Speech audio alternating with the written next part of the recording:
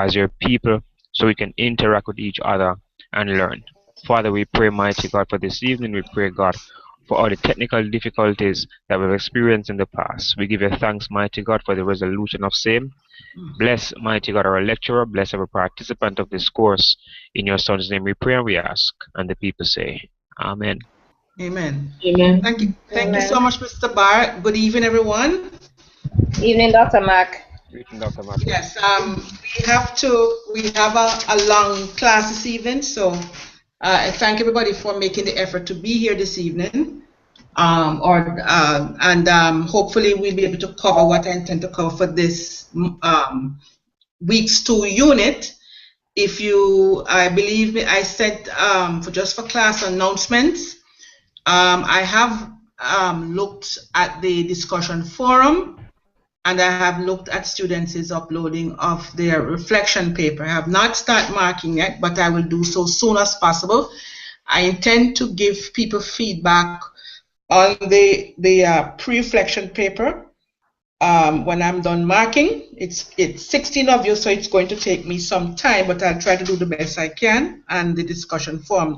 So the pre-reflection paper and giving general feedback on the discussion will be what I'll be doing. Other than that, I won't be making any further comments. Just to underscore that people need to take the discussion forum, the chats very, very seriously. This is part of your attendance record, it's part of your grade, so you do need to be here. I can understand we have technical difficulties, and we want to thank Mr. Nyame for his assistance and his technical expertise in helping us get on board. But students need to make an effort to be here, given the time zone differences and the fact that we have a lot of material to cover. I need to underscore here that the syllabus, we have a month, and so I did say in the syllabus that it's a lot of material to cover. We may not touch everything, but there are resource materials that will be placed on the Moodle platform for you to avail yourself of. And of course, the old videos that we had done from the last class I taught with other students, you also need to avail yourself of that information. That way, we cover both sides. Now, I know some students had some hiccups with the reflection paper. And just to underscore that,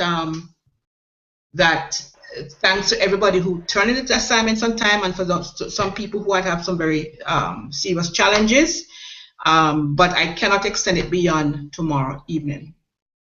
So people know who they are, and so hopefully the discussion forum, as I said, the questions have been sent to Mr. Nyame for it to be open, for week 2 to be open. And you need to start the discussion forum questions from now. Do not wait until the last moment to do that. All right. So let me start off tonight. Oh, by the way, with the group, I did send the group leaders the information about the group presentations. It's going to be a crunch. We're trying to make certain that people have ample time. I would prefer to have the groups on a separate time, a chat. I am not certain, Mr. Nyame, are we going to have the class again on Wednesday? I'm not certain.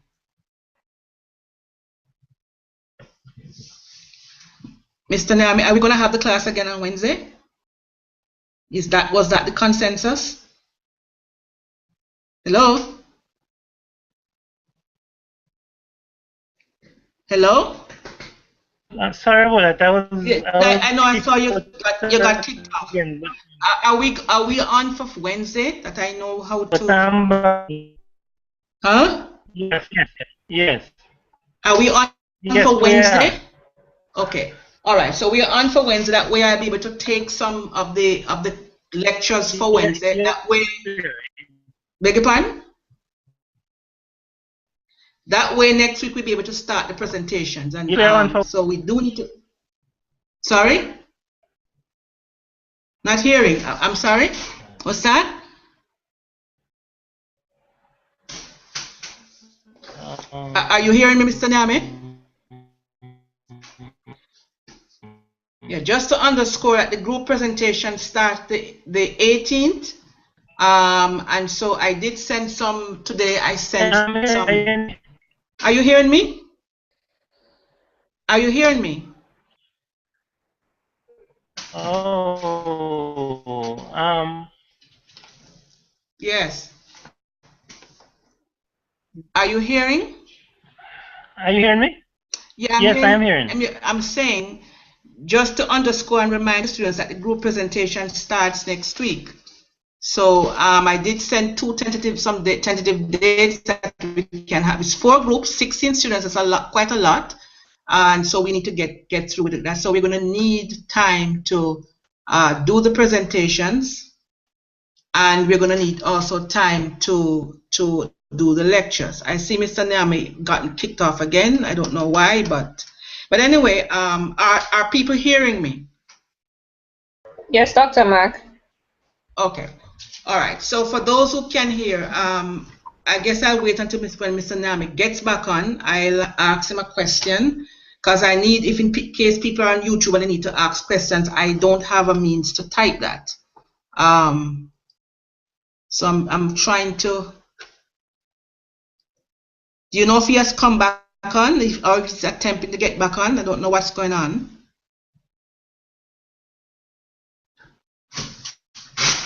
All right. He's not back on as yet. Okay, I think we better. When he gets back on, I know I assume we are being taped. What we need to start doing today is we covered some aspects of the syllabus for last week. We're going to be looking today. I want to look at risk factors. So if people are, if you're listening, I want you probably may want to take some notes. Risk factors. Now, when we talk about risk factors,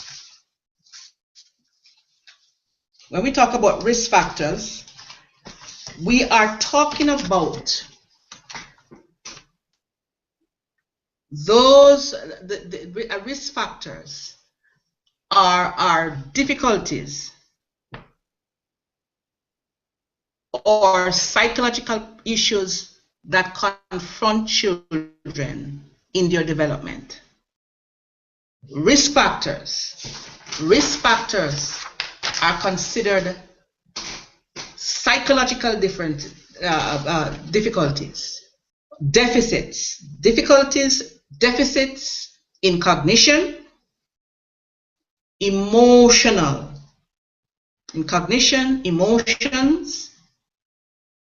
behavior that are the focus of the environment and heredity. These are deficits or disturbances that confront children in their development. This is really known as developmental psychopathology. This is known as developmental psychopathology.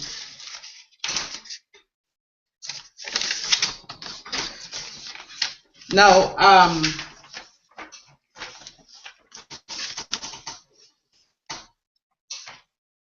the environment, ladies and gentlemen, the environment plays a role. It plays a great role in the development of children. The environment plays a great role in the development of children. The role of genetics, known as heritability also play a great role in child development. Now, for you to understand, welcome back, Mr. Nyame. Okay, thank you. For you to understand child therapy, you have to understand child psychopathology. You cannot treat children without understanding what is the causation. So therapy is the cure. Psychopathology is the cause. Let me repeat. Therapy, child and adolescent therapy, what we are studying today, this is really primarily not a psychopathology class. It's more treatment. And that is why I underscore that students would have had a background in psychopathology before, that you understand what I'm talking about. What we're looking at is that we're looking at what has caused the behavior and how we'll deal with it. What treatment interventions we're going to be using once we identify what is the problem. So one of it is, first of all, understanding what risk factors. What is a risk factor? Now, this person by the name of Rutter, R-U-T-T-E-R, Rutter,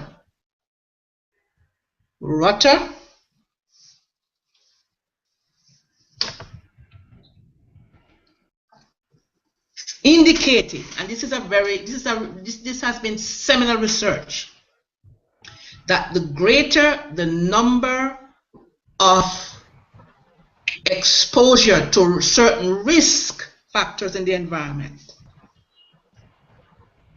the greater the number of risk that a child is exposed to, the greater the negative outcome, the greater the scope for psychopathology to develop. Let me repeat. The greater the child is exposed to risk, certain factors in the environment, it is the greater the child will develop or likely develop psychopathology, developmental psychopathology, that is. We are talking specifically about children in this course. So, the research also talk about that that the risk, the psychiatric risk of children in any culture is about 21%. 21%. 21%. And he also talked about he gave six basic family risk. 6 basic family risk. Unmute your mics before I continue. Is it clear, ladies and gentlemen? Unmute your mics, please. Is it clear so far? Unmute your mics. Is it clear so far? Yes, Dr. Mark. There was a question from YouTube. Yeah, I can't see it. I don't know I'm not able to. Could you read it, please? Because I can't type. It's on the I pasted it in here. You had said Michelle had said you said therapy is, but she didn't get the rest. They didn't get the rest. In other words, therapy is a cure. Okay. Just simple. Therapy is the cure. One is the cause, one is the cure. This class is about dealing with problems of childhood. That's what this class is about. It's not about psychopathology. We are looking at it in a sense, but primarily the goal of this course is to learn about a number of treatments to treat the disorders of childhood. And I was saying that there are 6 family risk factors for you to be aware of. You cannot, again, I cannot underscore, you cannot treat children and adolescents without knowing what these risk factors are. And there are 1. One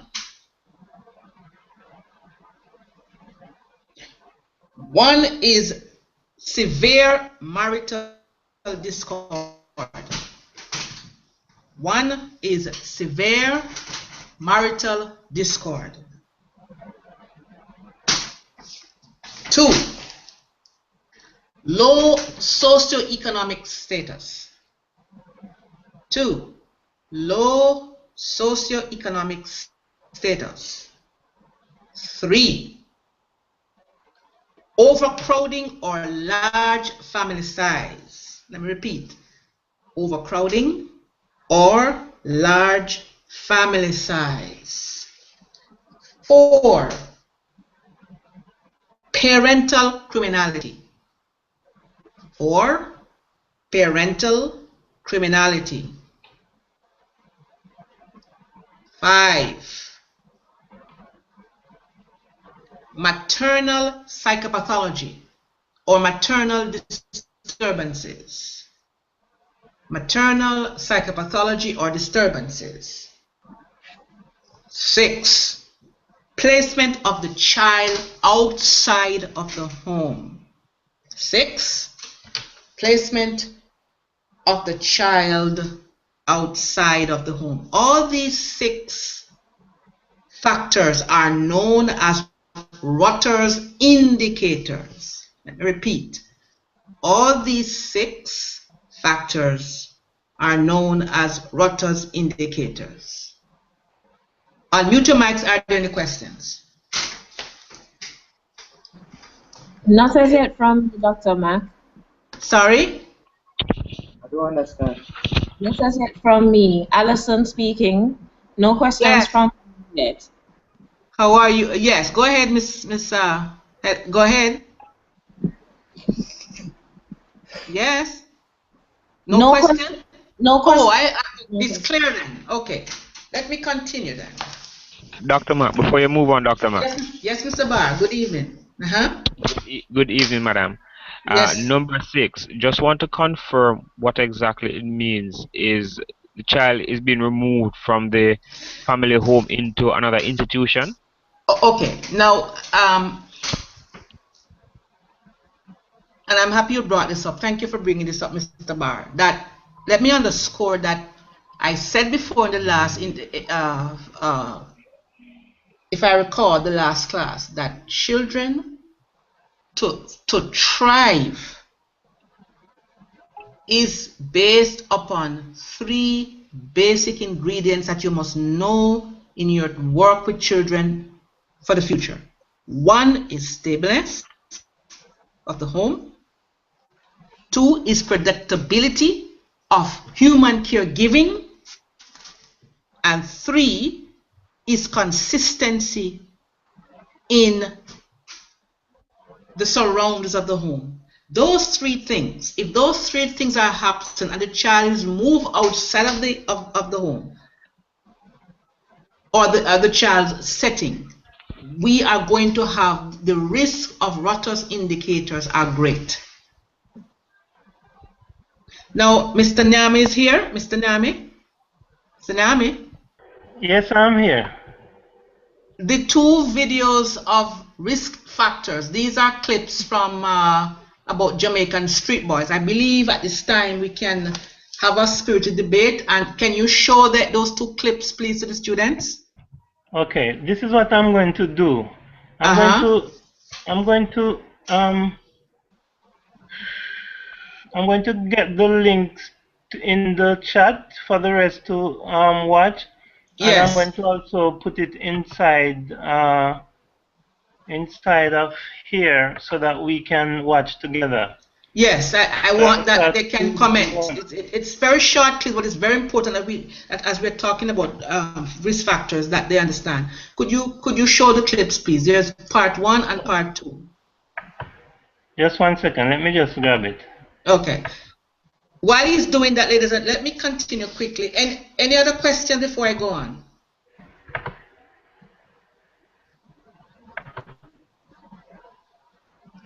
Any other questions? No, Dr. Mark. Okay, so if you understand about the 6 risk factors, there is also another considerably factor in that children in that risk factors. When children, if the risk factors are lessened by what I call the 3 primary ingredients, again, predictability, stableness, consistency, a child then has a greater there is a greater level of an ability to thrive called resilience. Let me repeat.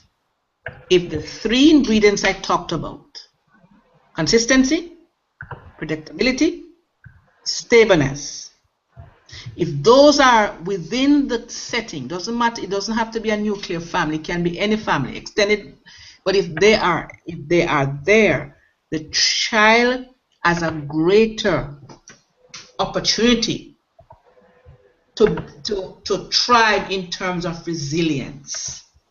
But what I mean by resilience is that the child has an innate capability, because there are, for you to understand what I mean, is that there are 2 basic, what I call fundamental features of childhood developmental of childhood development. One is called the critical versus sensitive periods. The critical versus the sensitive periods. Let me explain what I mean. A critical period in childhood or in an organism doesn't mean it is a specific predetermined period of time. A critical period, ladies and gentlemen, is a specific predetermined period of time when biological maturation occurs.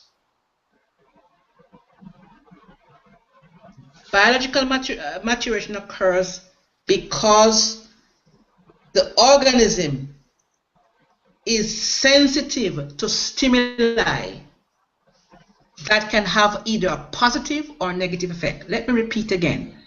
Very, very important in understanding psychopathology. Let me repeat that the critical period is a specific... Dr. Mark.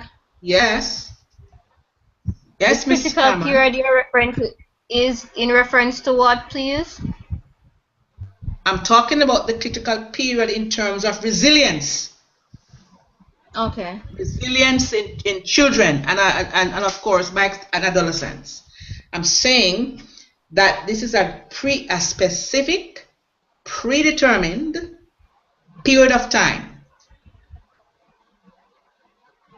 that causes biological maturation to occur when the organism is exposed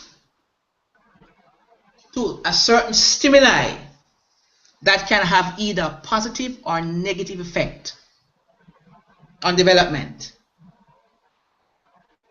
This is where you have, for example, attachment is important. So the matter of attachment, ladies and gentlemen, know this. Most of the childhood disorders we're going to be looking at in terms of this course are based upon attachment. The matter of insecure, disorganized, avoidant attachment. So attachment is where the person, there is a continuous, stable, emotional bond with a caregiver.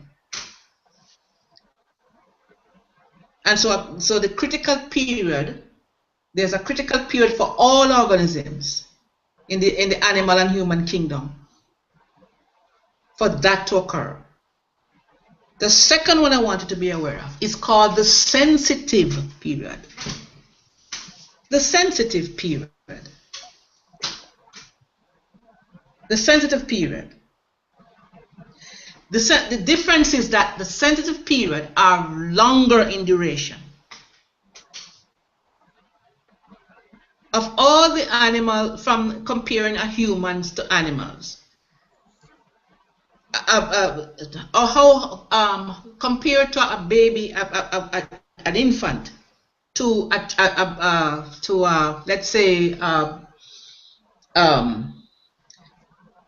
gooseling gives births goose birth gooselings. Tell me of the two compared to a baby who has been born. Which one would need much more nurture? Which one would need more nurture?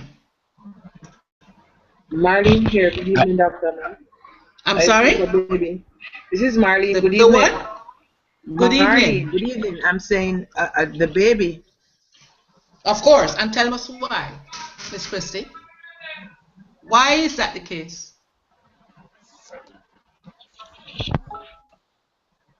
Please repeat, Dr. Mark. Why does a baby need more nurture than a gooseling or gooselings that have been born? Why do children need more nurture?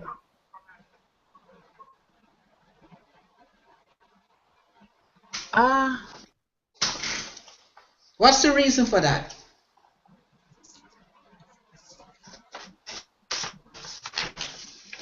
Anybody? Help her out, please. Anybody?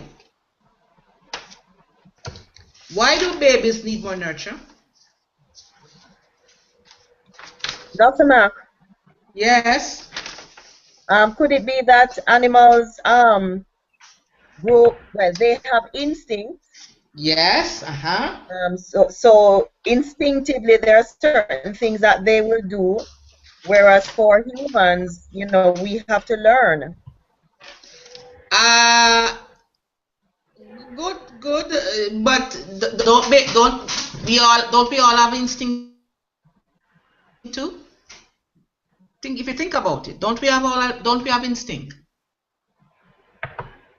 We do, but don't all. Then what's the distinction? What's the distinction? Marlene here, Doc. I support Sophie. Yes. I believe as she said that that the baby will have to learn. So there's a difference there. I believe even though we all have instinct. Yes. Somehow I think the baby has to be taught probably by the mother or whoever is around him or her, while the geese would probably use instinct. Yes. Okay. Anybody else? Miss Mary and Miss Mitchell. Okay. Good attempt. Anybody else? Anybody else? Dr. Mac? Who am I speaking with? Allison. Okay. Mackintosh, how are you? Yes, go ahead. Thank you. All right. I do think that both need nurturing, but because of the brain development, sometimes if you look at even the time that a gooseling will take mature and become an adult or a goose, is a much shorter time period. Their brains and stuff will develop a little bit more faster in regards to their abilities versus the child, which you know, in human years that they take a longer time period to mature to a point where they're able to function as because of the complexity of our brain. Okay. All right. Anybody else? Anybody else?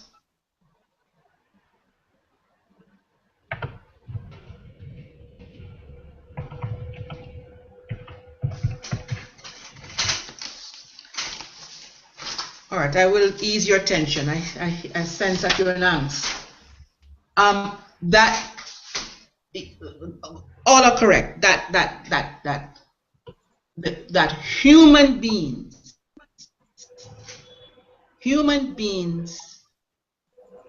because of the innate resilience in a human being, and because of the resilience in terms of the sensitive period and the stages in which a child goes through, the maturation stage is longer. Are we ready now, Mr. Nami? Dr. Mack? Yes? There are questions from online. Okay, but I'm not seeing it at all. I'm not seeing anything. What are the questions? I posted one in the chat here. Can you click on No, can you click on the note at the top? That blue icon to your top left? I post questions in that top left. It looks like a call out. Look like a what? A call out box. If you move your mouse over it, it says chat. If you click on it, I have posted a question there. I'm not seeing it. I'm sorry, I'm not seeing it at all. Okay, someone is asking if the notes. Elogen is asking if the notes could be posted to Moodle afterwards because they find it difficult to follow online. I will post some, but I don't have everything. Most of it I'm talking from my brain. But I do what I can. But where's the question? I'm not seeing it. I've still not seen it. There's a question from Nadia. Just read it, please, because I can't see it. Can anybody else in this chat look at the chat? Robert, can you see the chat? I can't see it. I'm not seeing it. Anybody can you? Nadia is asking, how are the risk factors different from the 6 risk factors that you mentioned now? How are they different from the 8 that were mentioned last week? Okay. Tell her she has to give me. Okay, I said a lot last week. I don't remember what exactly. The these risk factors are based upon. Tell her, or let me just make a general statement because I hope she's hearing and everybody's hearing. That yes, she's hearing. She's hearing? Yes, everybody's hearing. Okay.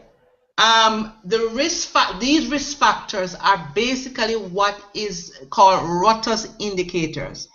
These are the risk factors that are generally, in terms of the research, empirical research, documented, not what Dr. Max says, that contributes to childhood psychopathology. The 8 risk factors that were given are based upon the DSM-5 diagnosis. So in other words, these are factors that will contribute to childhood behavior that we are now seeing in children. Tell her I hope that answers your question, Nadia. Any other question? Well.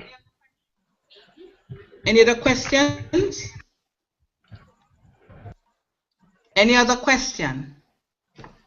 I haven't seen any yet from them. Okay, I think it's a good time. Go ahead. Go ahead.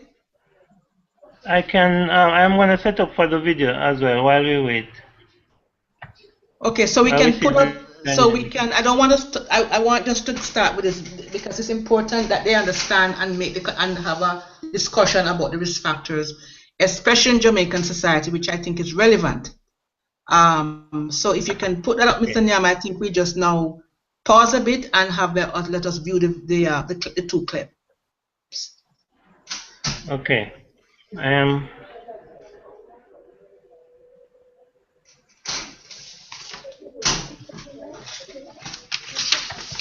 Dr. Mark.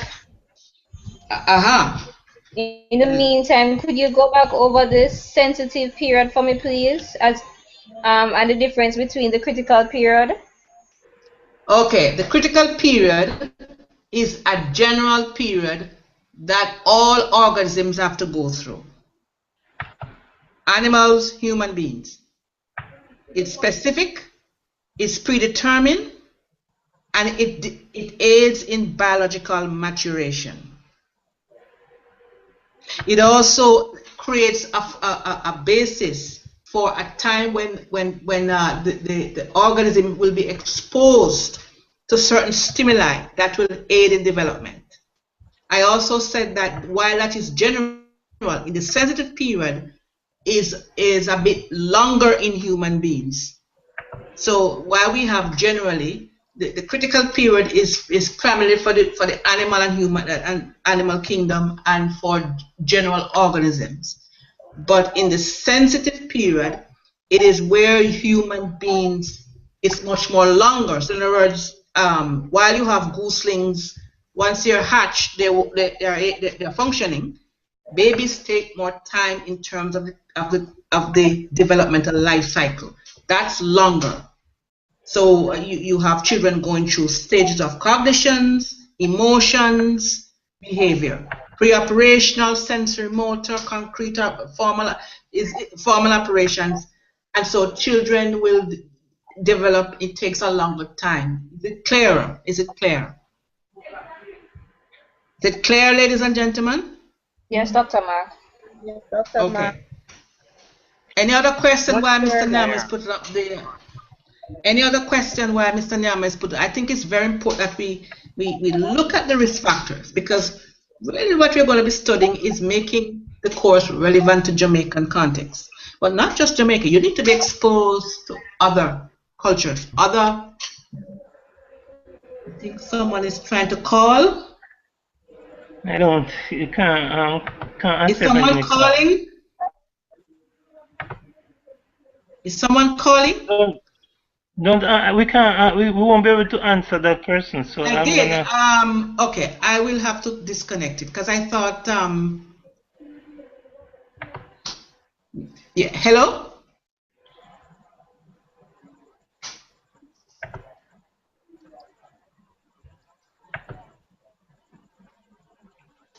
Dr. Mark. Dr. Mark? Did she go? Oh, she got kicked off? I'm seeing her face.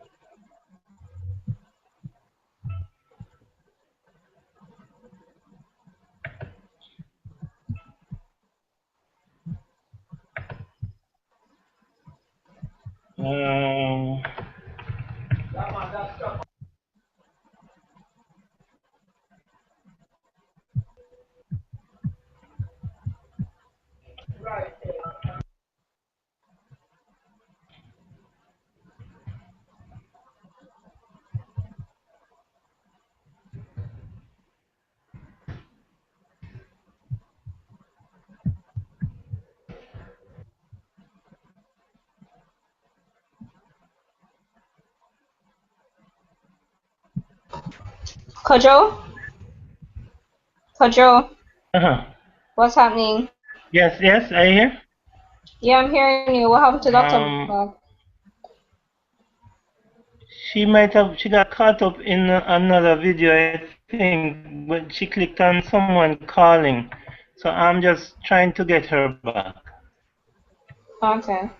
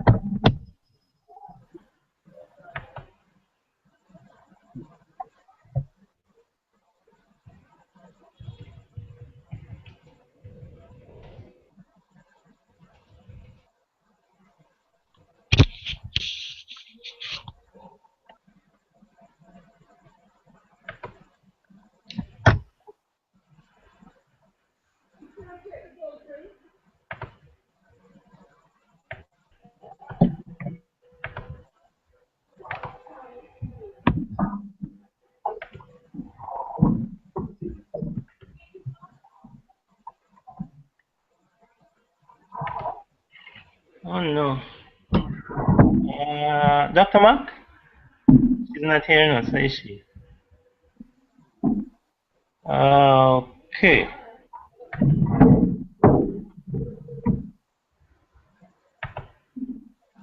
Members of the class, are you there? Yes, they're.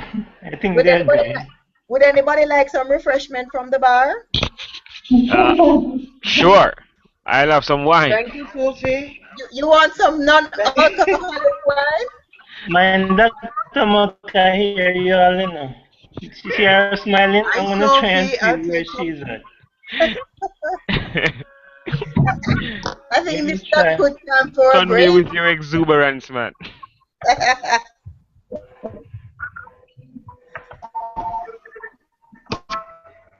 Can somebody, does anybody have a number? Can call from a landline?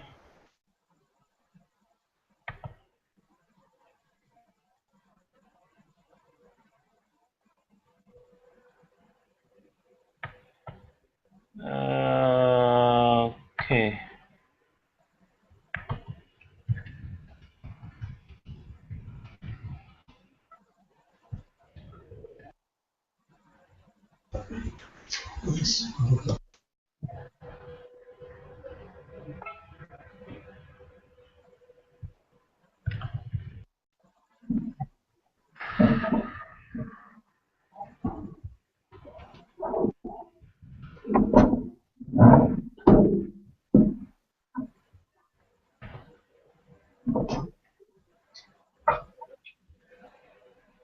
Okay.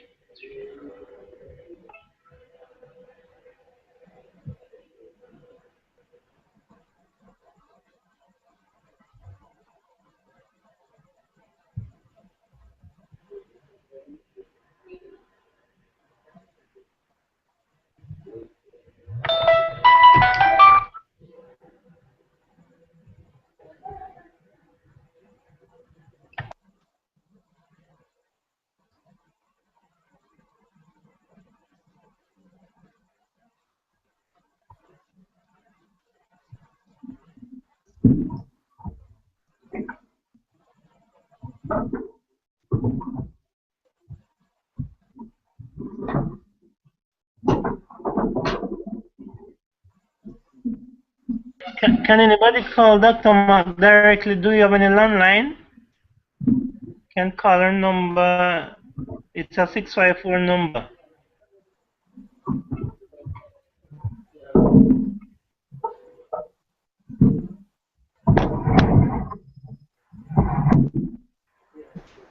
But Kojo, Yeah. could it be that our microphone is muted? No, it's not, because I can see that it is not muted. Okay.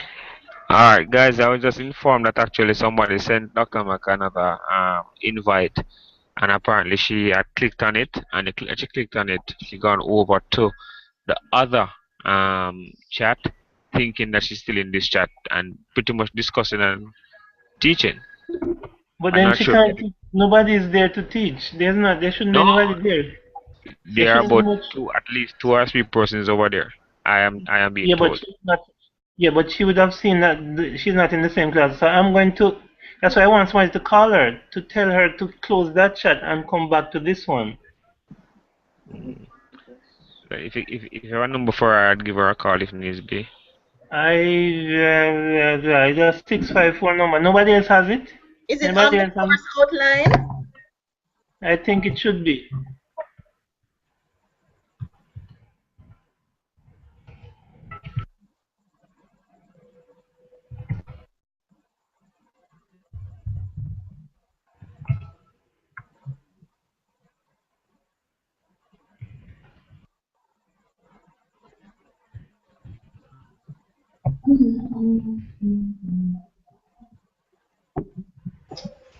Six 6549401 is the number, Robert.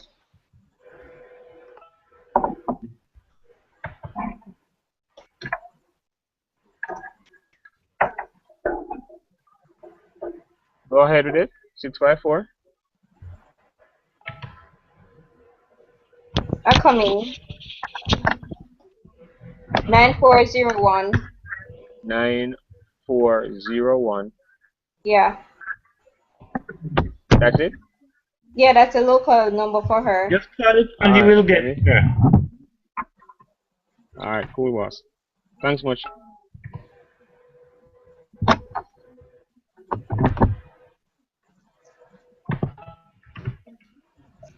I think somebody is calling her because she online with somebody there. Look on the screen, and you'll see she's talking to someone on the phone. Maybe it's So it looks like Victor. somebody calling her.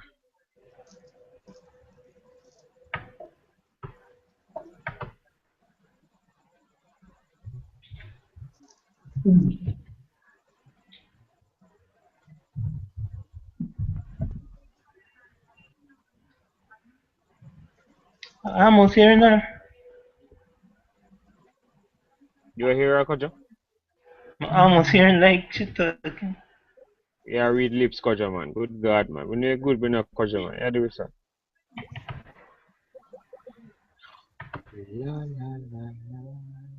Robert.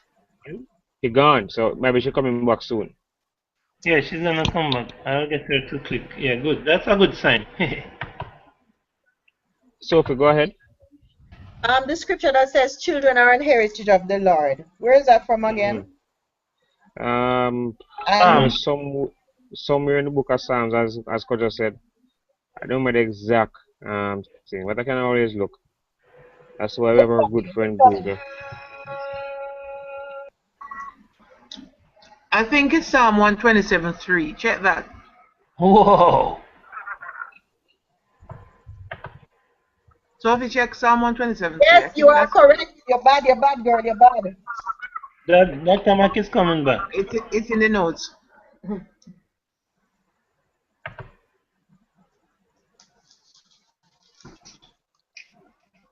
Dr. Mac is about to come back. Okay. We'll come back. Hello, are you hearing me now? Yes, Dr. Oh my goodness, I was here rambling away in the wrong goodness. All right, let's continue. Did you get the clips up?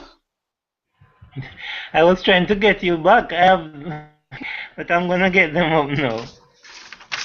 All right, while you do that, let's continue. Ladies and gentlemen, my apologies. Let's continue quickly while he gets the clips up. That risk factors are expressively linked to a child with disorder. Let me repeat. Risk factors are expressively linked to a child with disorder and can be explained in terms of one, or I should say 4 basic factors. Risk factors are linked to a child with disorder. Let me clarify. You could put in bracket DSM-5. Every disorder in the DSM-5 is based upon a risk factor that I gave you of Rutter's indicators. Every one of them. The first is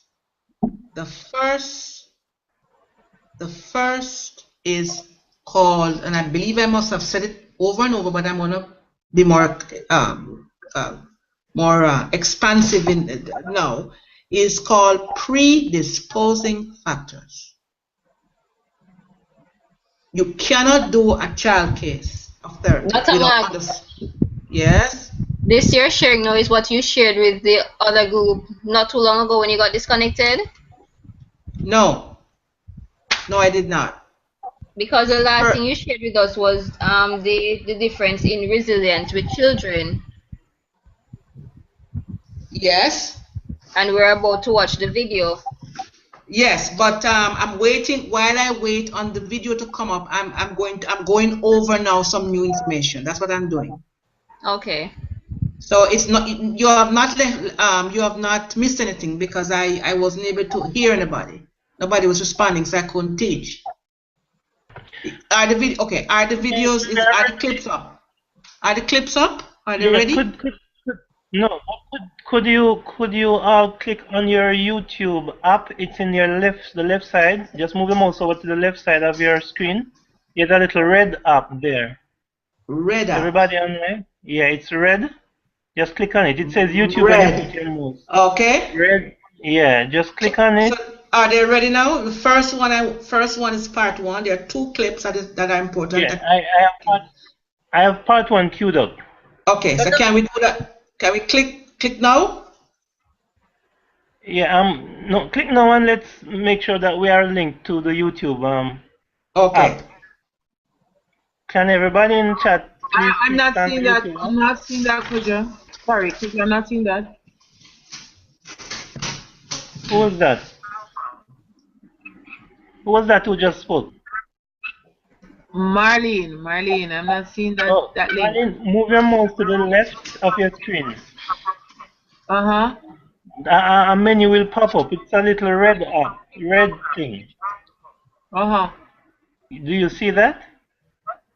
There are two red things? No, there's a red little app on the left. If you move your mouse. Yes. Yes? Okay, I'm clicking. Not seeing anything.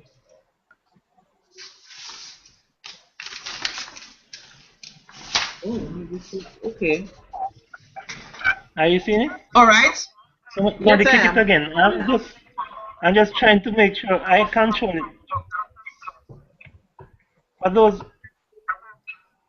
For those offline, I'm gonna send you the link. I'm giving you a link now. Do we click accept? Yes.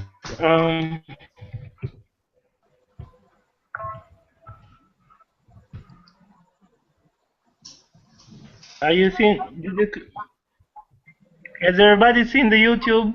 Meaning that are you in the YouTube app? Have you accepted? If it asks you to accept anything. Yes, Kojo. Barry seen it. I'm ready to start now, so I want everybody to see. Continue. Okay, I'm gonna click it to start. So please. Okay. You'll have to push to talk.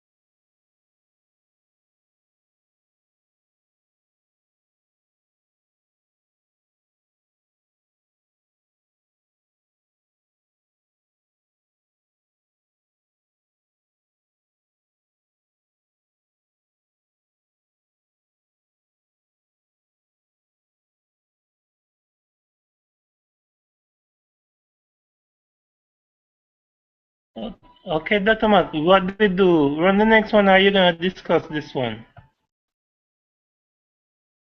You have to push the talk, Dr. Mark.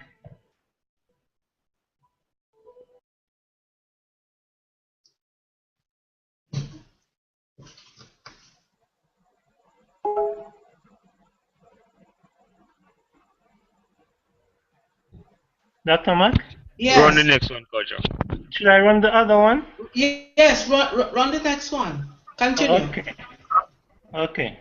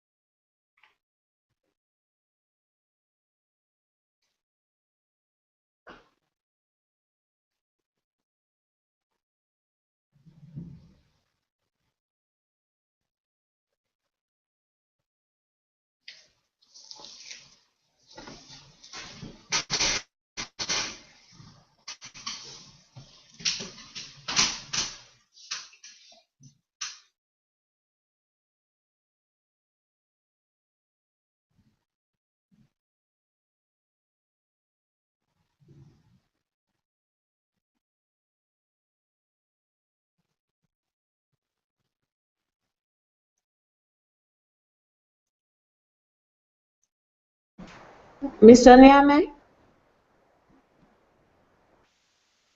Hello? Who just asked?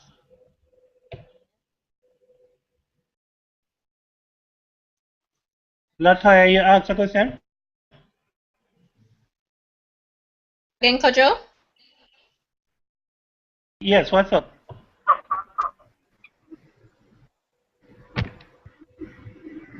What happened? Huh? What happened? Nothing happened. I'm listening. Okay. Okay, I'll continue. Just mute your mics.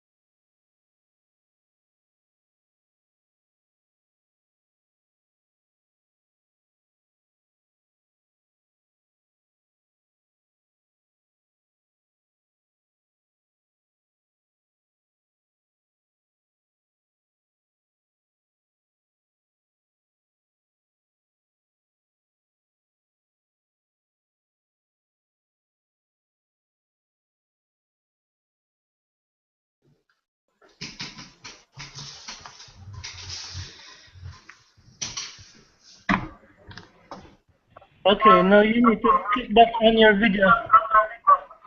Click back on your YouTube app to get you to close it out. And we are back in India.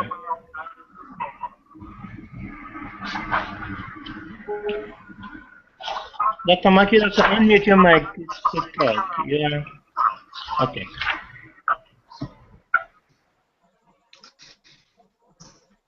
All right, are you all hearing me? Yes, Dr. Mark. Your thoughts? Your thoughts? And from the YouTube connection, people can send fielding questions also. Yes, go ahead. Hello? Marlene here. Yes. Are you hearing me, Dr. Mark? Yes, I am. Well, I listened to those young men, and I really wonder if everything that was said is actually true, especially that one there who said that he has sex every day, and I'm wondering, is this really what our young people are being exposed to? You know, all I can say is it is hitting me what is really happening out there, because I never really looked that far. Thank you. Anybody else? Any other comments? People from YouTube and from the live chat. Any comments? Do you see anything striking in what you have been talking about so far? Dr. Mark? Yes. Okay, I would link this to when you were talking initially about the risk factors. Yes. Is this Sophie Mayer? Yes, sounds like Dr. her. Mark.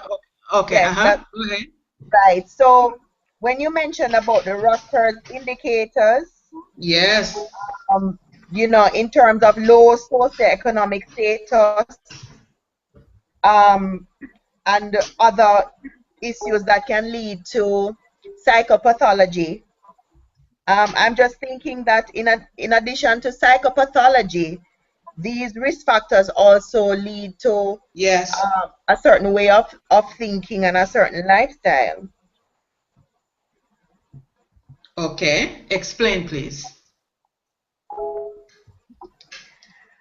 Well, for example, if you know the boys, for example, who say that their home life, because of what is happening in their home life, they're actually outside of the home now, and so their socialization now is no longer based on what is happening in the home.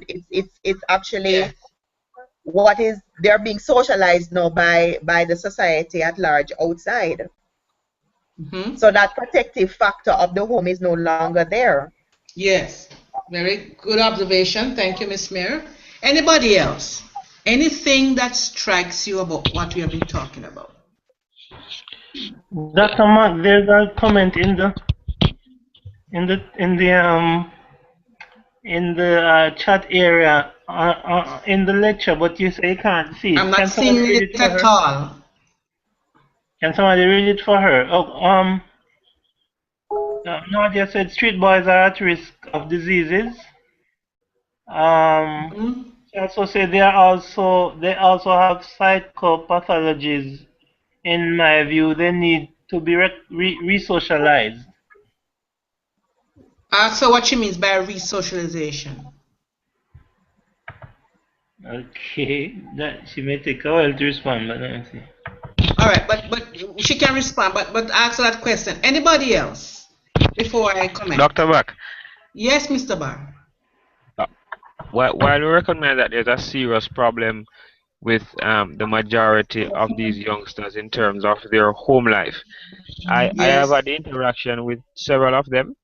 And even their parents, and I remember one mother actually came to Half a Tree for her son, and she gave him a good spanking in Half a Tree because she is saying that he's supposed to be in school and she's working 2 jobs, but him following company. So I was wondering if the young man in the video is really just following company, because his mother said that she never sent him out there because want money in his pocket. Okay. You know, so while She there's may a be serious right. concern, yeah, you know, there is the Yes. flip side to it. Yes. So therefore then, Dr. Mark? yes. Go ahead. Jean, some persons online have some questions too. Go ahead. Field them, please. Okay, I'll have to just ask them. Renee was saying the concern I have is ignorance. The boy who said that he could look at the girls and oh my thing is going on. Okay, I'm finding it hard to read. 1 second.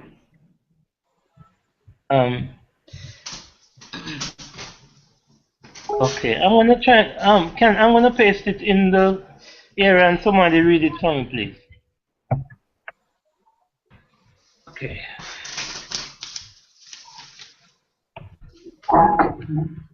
Can someone in the chat read it? I'm putting it in the chat area. The concern I have is ignorance. The boy who said that he could look at the girls and say that they do not have HIV/AIDS. So they're ignorant. Ignorant, basically that's what she's saying. That is ignorance, because you know that you can't just look at somebody and tell whether or not they have HIV/AIDS. Yes. Okay. Any other questions? Go ahead and read the questions before I comment.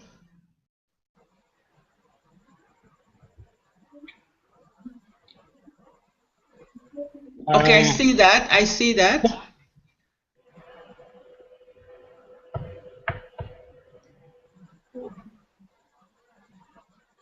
Any other question? If you can put it on the screen, then I can see it. Hello, Jean is saying with those interviewed, there are initial risk factors which drive them to the road, such as death of a father, financial difficulties, and so on. Absolutely, yes. Good observation, Elgin. Yes, good. Anybody else? Dr. Mark, I tend to disagree with that, Dr. Mark. Okay, go ahead, Mr. Barr. Tell us why. Give us. Start us with your brilliance, Mr. Barr. It's not necessarily brilliance, Dr. Mark, but even my own life experiences. Yes. My father was killed when I was 1. My sister was born 1 month after he died, and we never decided to go on the road, you know, and to do that. We stayed home, and Mom had 2 jobs working back to back, and I'm sure that there are many other individuals like myself who never choose to go on the road in this regard. Yes, you're right, and this is why I don't want to go too much into psychopathology, because this is not a psychopathology class. But if people who have done the course with me last time, remember we talked about multifinality and equifinality. You remember we talked about that in the last psychopathology class. Now, what it is that is striking about these 2 clips? What do you think is striking? I want to comment that the risk factors are very, very important in understanding how to work with children. Extremely important. Any other comment before I continue? I have a comment, Alison. Yes. When looking at the critical period of resilience and the thing that we're talking about, for example, including the attachment, if you look at most of them, the relationship that they have with their parents or the adult figure is extremely poor. Is bad.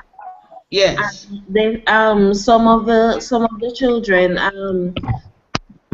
they're relying on their own mental capacity and their own abilities in order to do and think and move around, including that little boy who the mother had said that he doesn't need to go out and work, but he is out there working.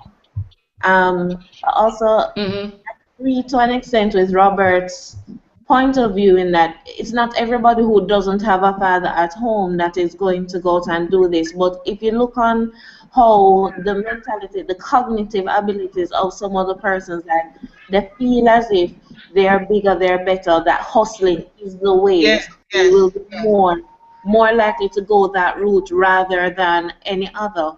A lot of them talk about they want to be able to finish school before they have a child, but they're still not going to school in order to finish school. Yes, yes.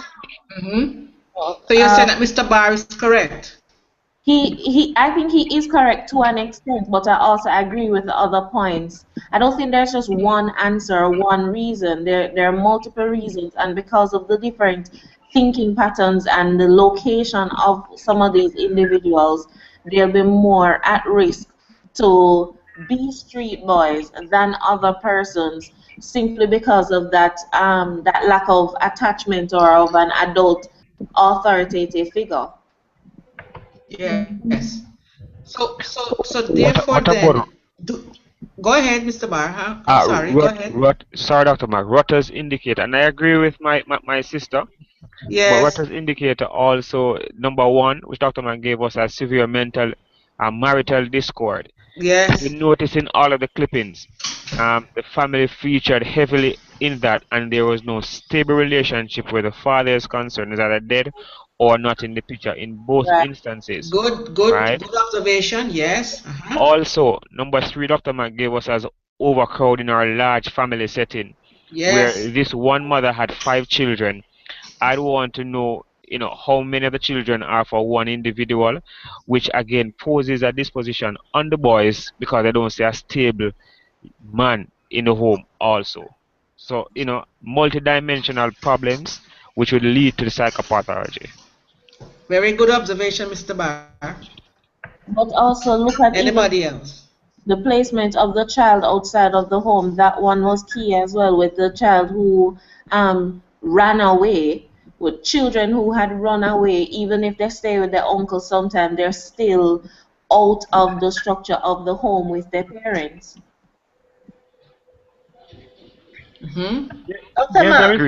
Agreed on that. Yes, somebody's. I want to bring up a different point, though. Yes, Miss Mary. Looking at the period, most of the boys are adolescents.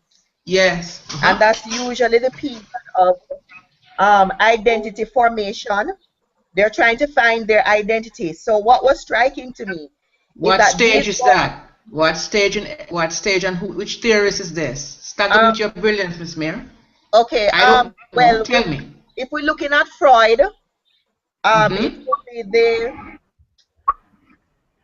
what's the last stage with Freud? 12 and over with Freud. I believe Freud at 5. Well, you should. It's identity versus no, man. For Freud, it would be the final stage. I think it's genital. Yes, go ahead. But for Erikson, it would be identity versus role confusion. Brilliant. Very good. Go ahead. So I'm saying all of these boys are teenagers and they're in this particular stage. Yes. Now, what is being formed for them is multiple sex partners, multiple relationships, and it's accepted. So I'm saying that they're taking that into adulthood, that basically that's how a male needs to be. He needs to have multiple sex partners. Dr. Mark, drink your wine, Dr. Mark. Drink your wine. Well, it's in my fridge. I have to go downstairs to get it. I have a glass of water. I need to be sober too. Very good. There are questions.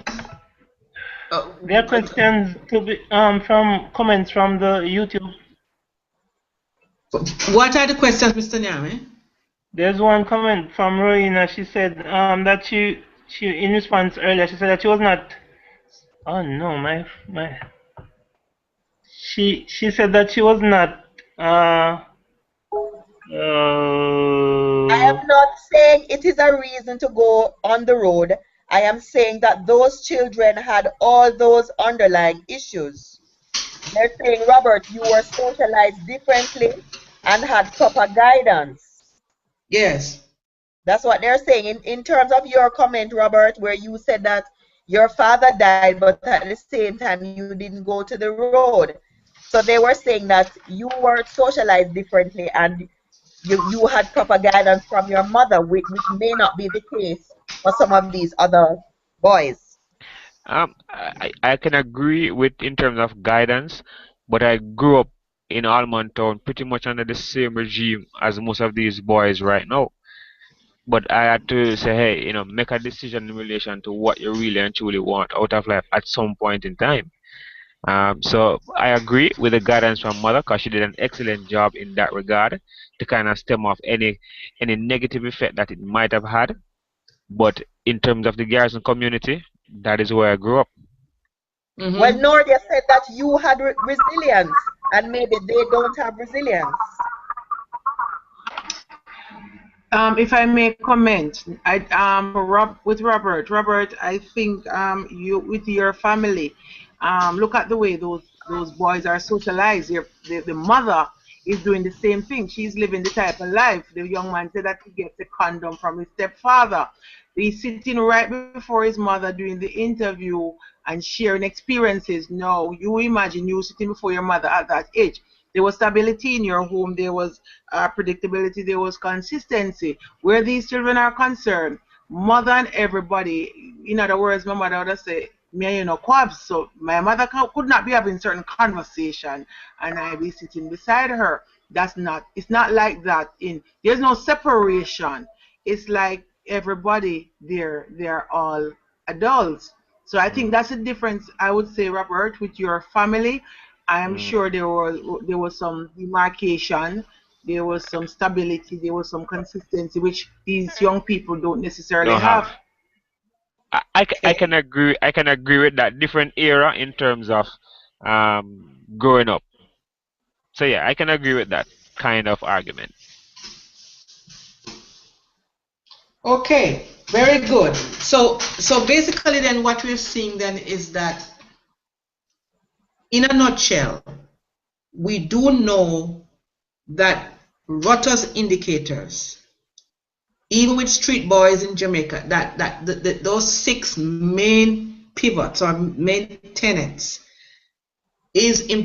can put children at risk for psychopathology. Are those boys, let me ask you the question, do you think those children have behavioral problems? Do they have psychopathology? Are they governable? Are they redeemable? Do these children have behavioral problems? Do they more likely have learning problems? Do they more likely have cognitive issues? Do they more likely have emotional problems? Do you think so? I would say yes to all of the above, Dr. Mark, and they are redeemable. My grandmother always said to me, yes, when a dead, don't bury it. So they are indeed redeemable. Absolutely. Right? Yes. And they are going to have a multifaceted in terms of what exactly is happening to them at a given point. Yes. Some might have behavioral challenges because one young man said that he got into a fight, the 16-year-old had to leave school and has been on the road since. While the others are not sure if they're going to school on a consistent basis, so they might have some level of learning disability, right? Yes. And the teacher say, hey, you can go and do what you want to go or to go Correct. and do. So there's some challenges. Very good. We're having a good conversation. Well, let me just put this in and then we can continue because I want to get into the number of factors in terms of understanding children, to work with them. That there, in my mind, there are 4 main domains. You can write quickly, please. There are 4 basic domains that are linked to child psychiatric syndrome, and I'll explain what I mean. 4 basic domains that are linked to child psychiatric syndrome. Now, a syndrome, ladies and gentlemen, is a combination of signs and symptoms. A syndrome is a combination of signs and symptoms. And these signs and symptoms are based on behavioral disturbances,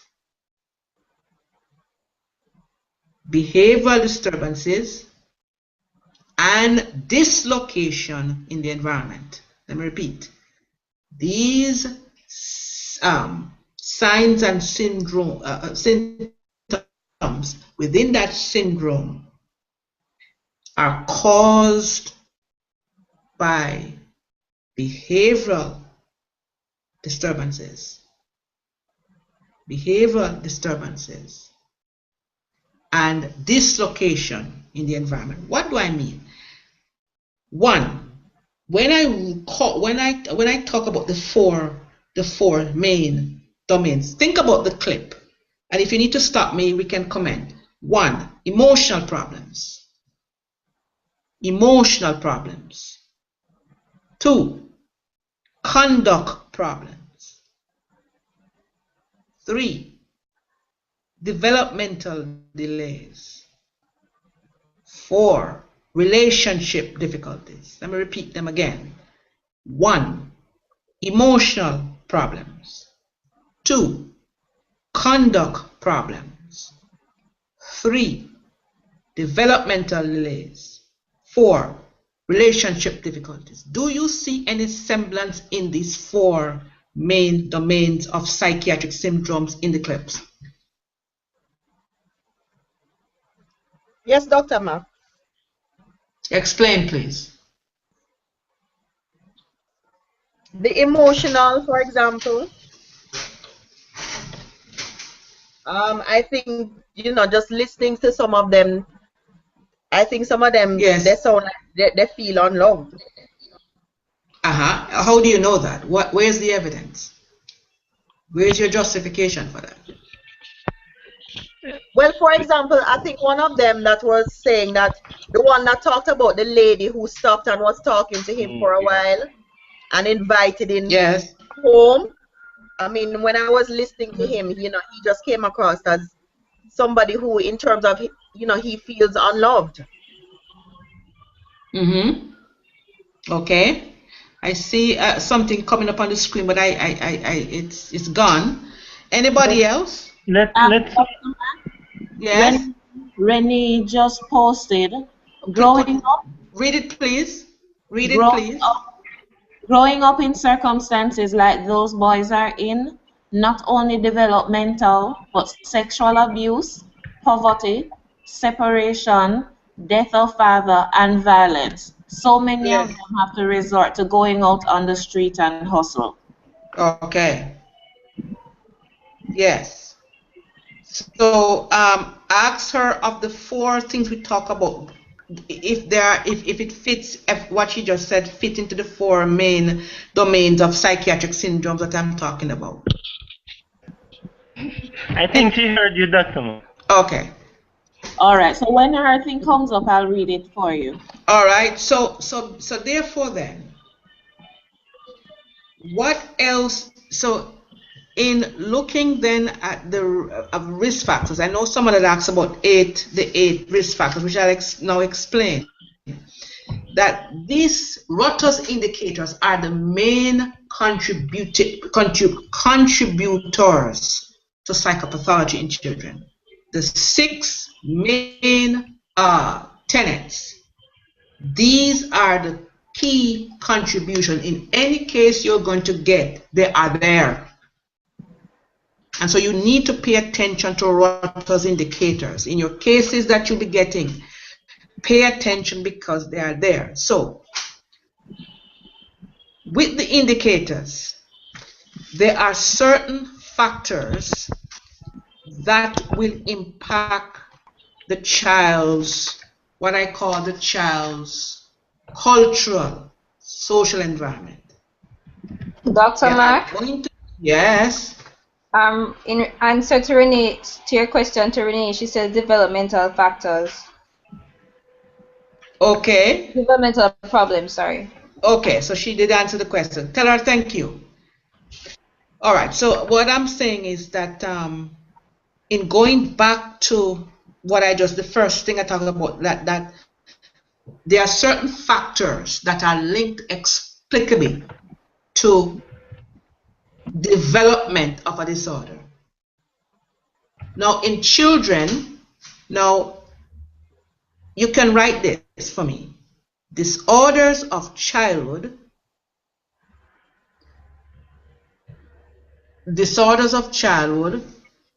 go through an evolving process.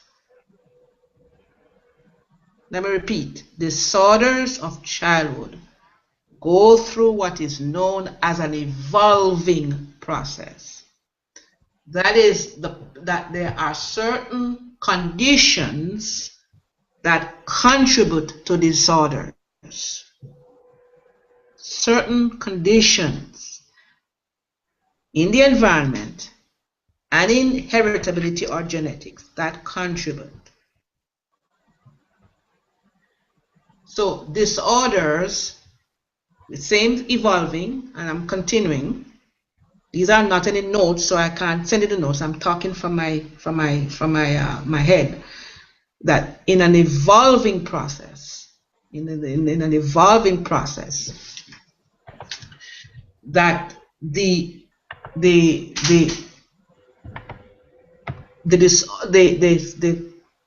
family setting or the cultural social environment contributes often to this evolving process, where children are going to be exposed to environmental stressors. They are going to be exposed to environmental stressors that is going to contribute to a behavioral problem. The second thing I want to say under that before I forget is that not only is it evolving, but childhood behaviors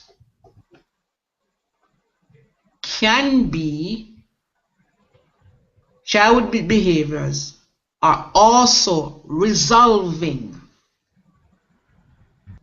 Resolving. That there is there are certain stages that the child goes through, and successful moving through the stages is based upon that ability to resolve the issues, resolve the difficulties. If it does not, there is a developmental arrest or delay. Dr. Mark, could you repeat what I said? A lot. So what you said about the resolving process, please? Okay, you have to explain. I said a lot about that. You said that a child goes through successfully. No, what I said was that resolving process means that the child has to have an ability to navigate the stages successfully. And this is normally created by the conditions of the cultural and social environment. An inability to successfully navigate. In other words, it's basically the ecological model I've been talking about in the last class. The ability to successfully navigate is based upon, like I said, is based upon these conditions. And so it's based upon attachment, temperament,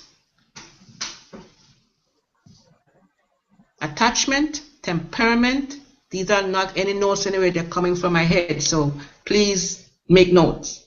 Attachment, temperament, caregiver characteristics. Caregiver characteristics. Caregiver characteristics. I said attachment, temperament, caregiver characteristics, and the ability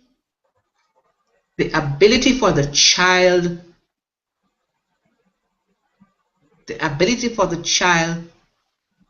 to thrive within that environment. So resilience is one also. Resilience.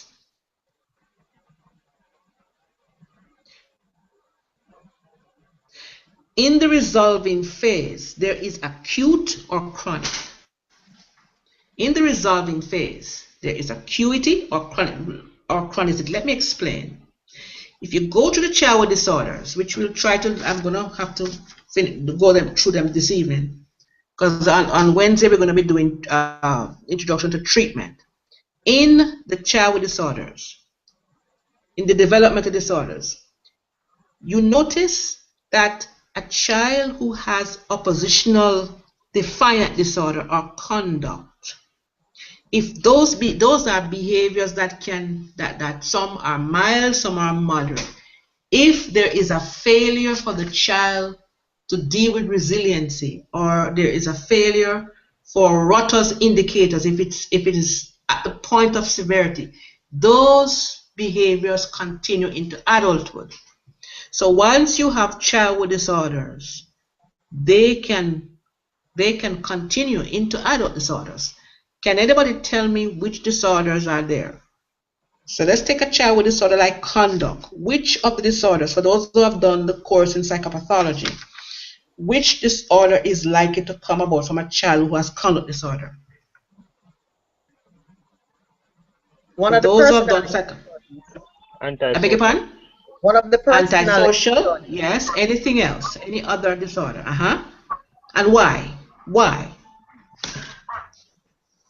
Because conduct disorder is a precursor to antisocial disorder. Very good. Yes. So we look then that so we can conclude then that what, Mr. Barr?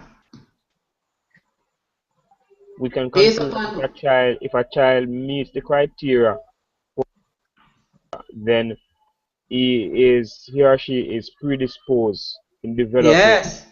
Wonderful. Antisocial. Yes, good. Very good. Anybody else? Anybody else?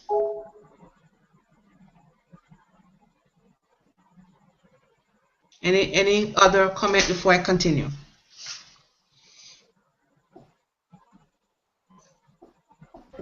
Yes, Dr. Go ahead. From the group, Nordia says ADHD, attention deficit hyperactive disorder. After, what about ADHD?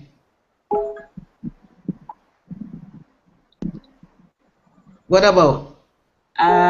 Someone else, well, she's still typing, but she also said antisocial personality disorder. Yes. In terms of what? In terms of what? I'm not making the connection. Ask her in terms of what? In terms of what, Nardia?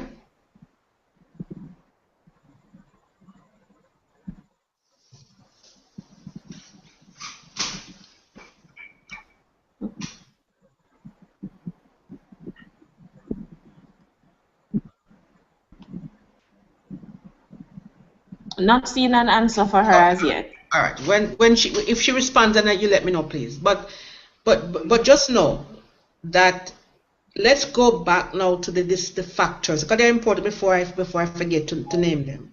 Somebody talked about predisposing this. When we talk about predisposing, we are talking about those inherent traits or genetic blueprint. Those inherent traits or genetic blueprint that will lead a child that is more likely inherit and will likely is part of the nature nurture paradigm. So predisposing means that there's a genetic link for causation of behavioral disturbances in children. A genetic link for causation of behavioral disturbances in children.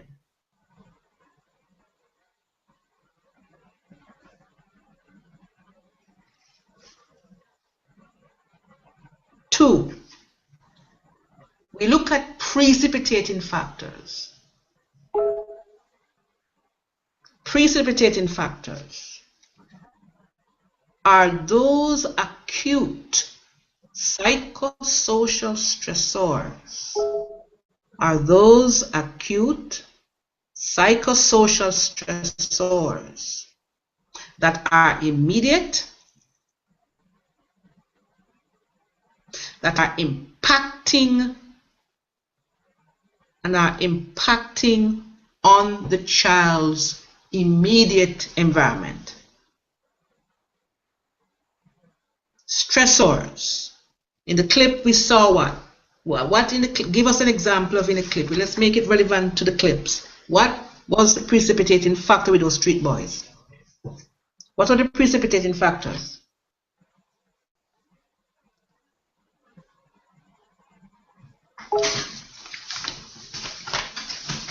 The financial situation at home. Anything else? Yes. What else?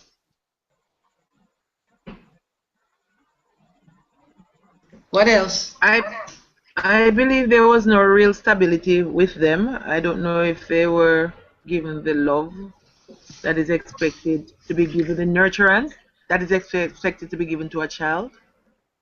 But that's not a precipitating factor, is it? I'm talking about immediate, acute stress. Okay. So one is economic. Someone talked about economic. Anything else in the clips?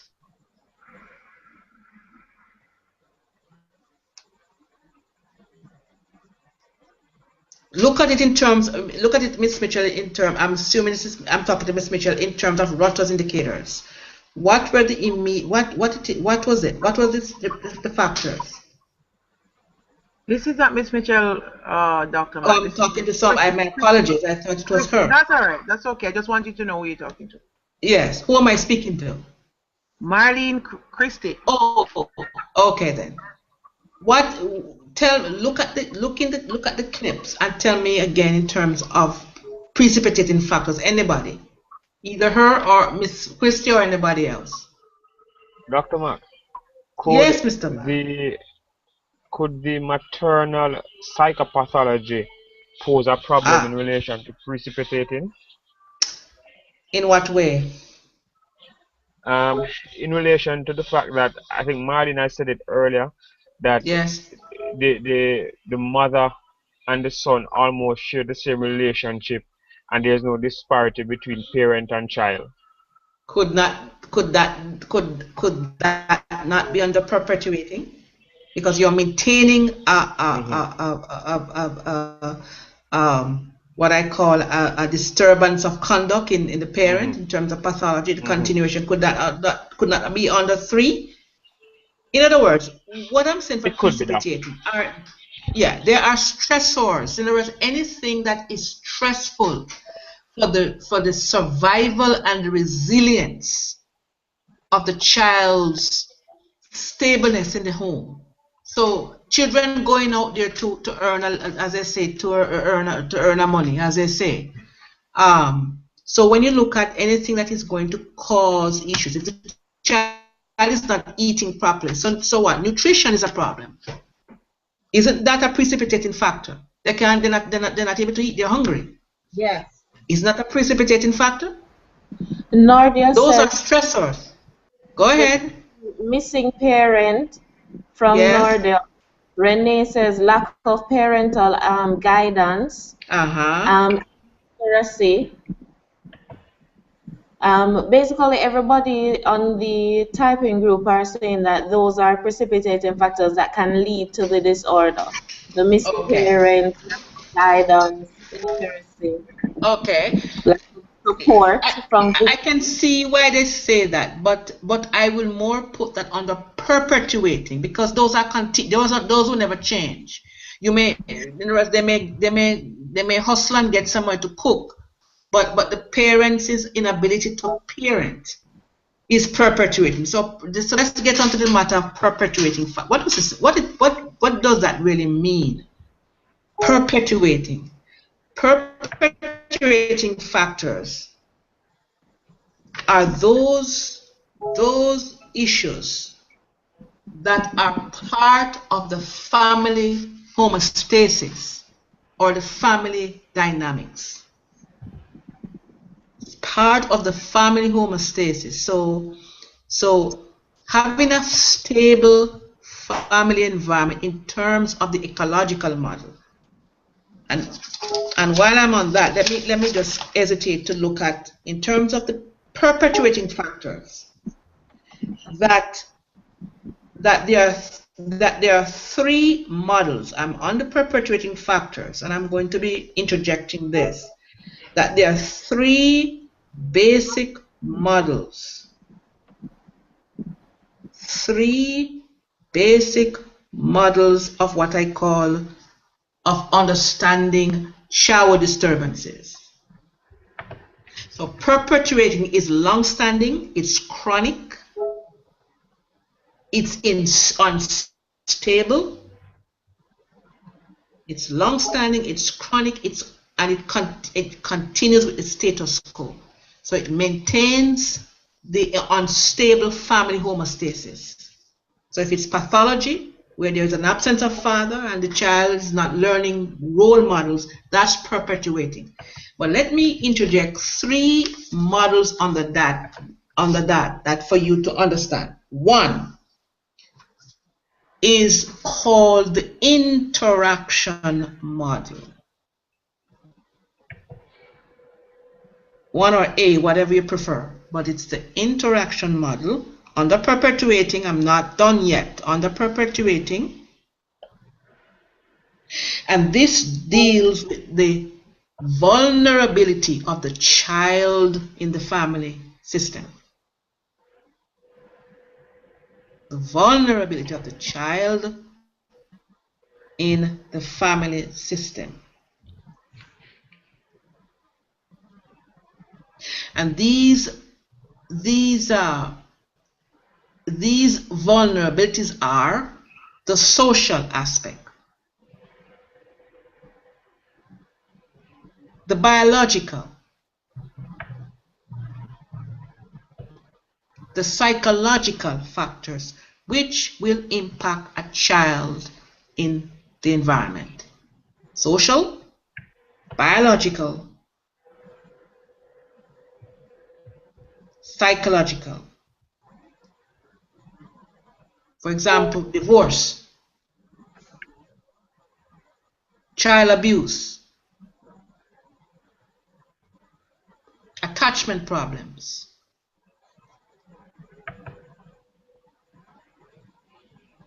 They stem from multiple causes of family dysfunction. So when we're looking at the interaction model, we're looking at a variety of variables within that family dynamics that can contribute to child with this dysfunction.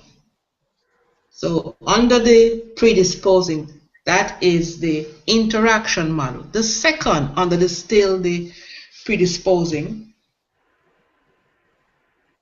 is a transactional model. The transactional model. Transactional model. This is part of family therapy, and I know you must have done family therapy, but so it's a systems model. A systems model where the family dynamics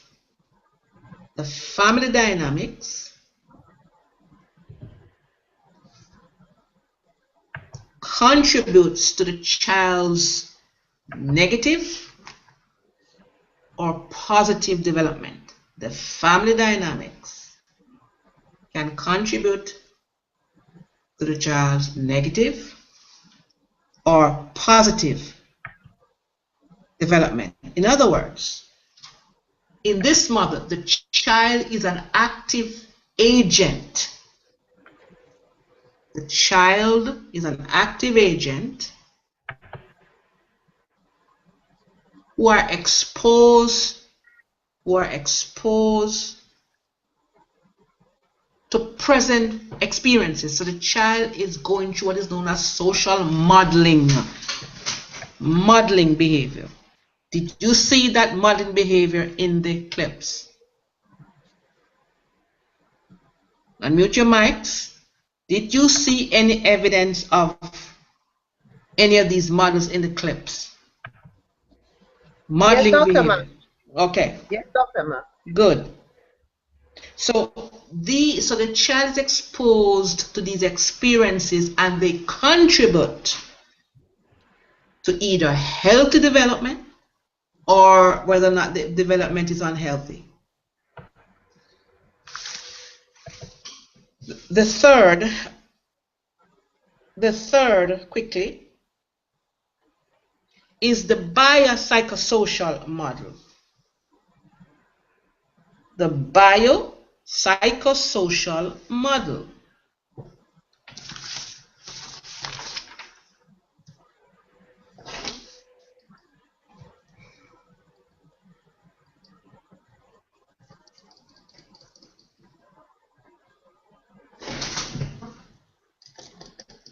The biopsychosocial model. Are you still hearing me? Yes, Dr. Mark.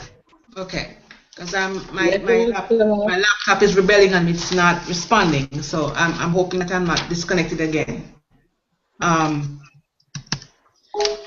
So the biopsychosocial model is an integration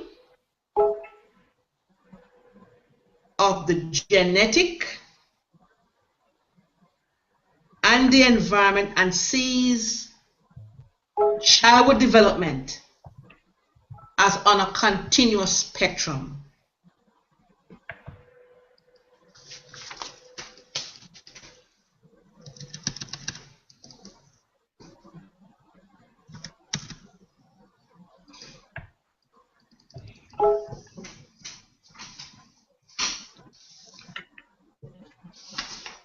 And lastly, under that is the ecological model.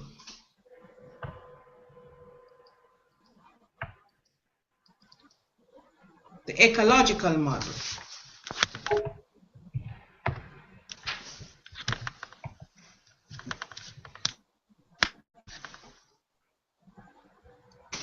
Dr. Mark, there's a question from YouTube. Hello? There's a question from YouTube. I'm not, my computer is acting up. It's a touch screen, but it's acting up. It's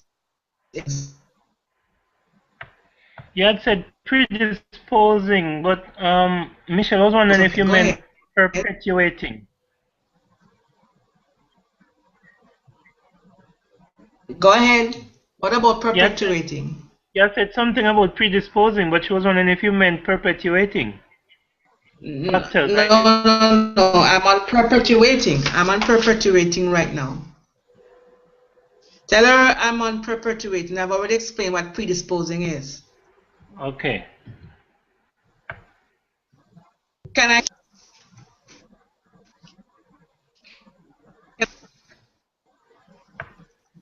Hello? Okay, you were popping out just now. You were breaking up.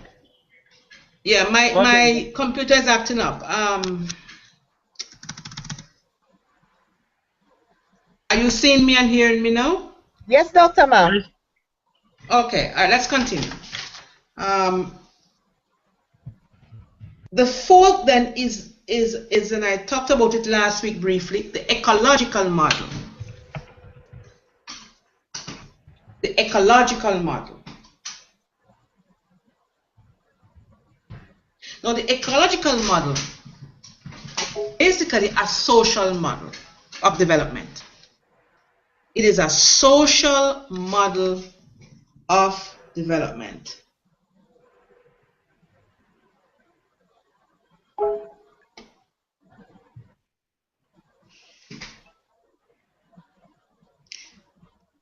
where the child is interacting. The child is interacting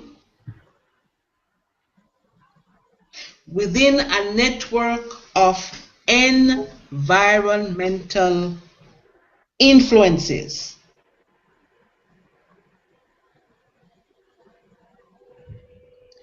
The child is not only interacting, but the child is developing.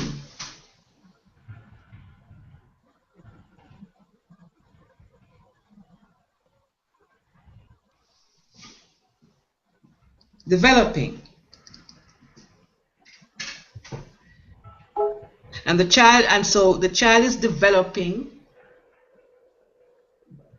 a blueprint.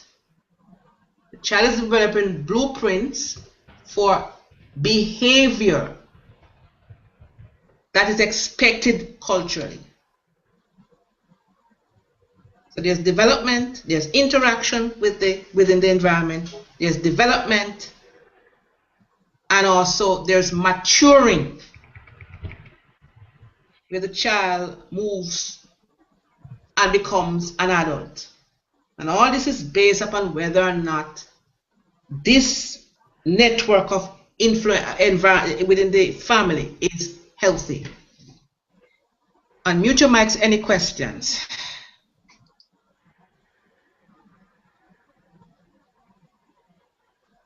Are there any questions?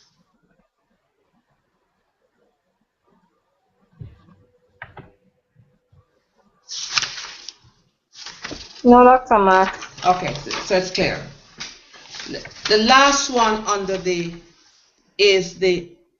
we all talked about it, but the protective factors. Now you all know what protective factors is. Of Rotter's indicators, which one of the 6 links with protective factors?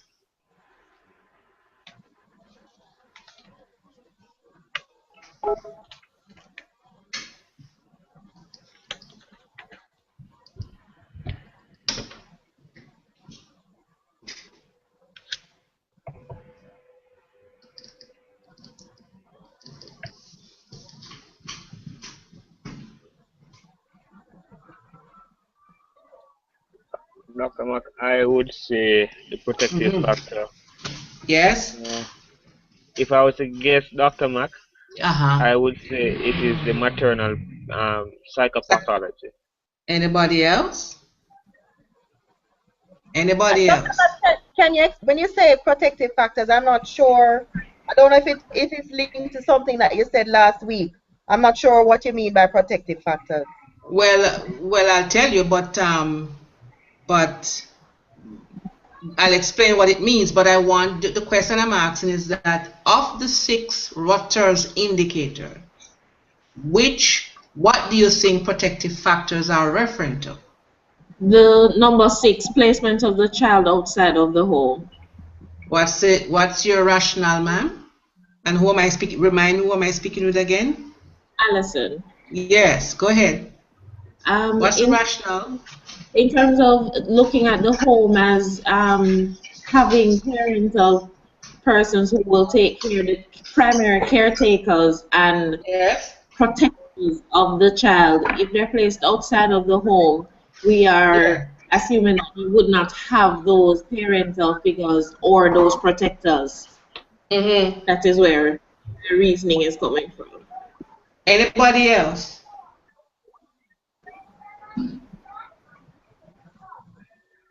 Anybody else? Before I opine? I agree with Allison. Okay. Yes, go ahead. In what way? Because all the others have to do with what's happening in the home.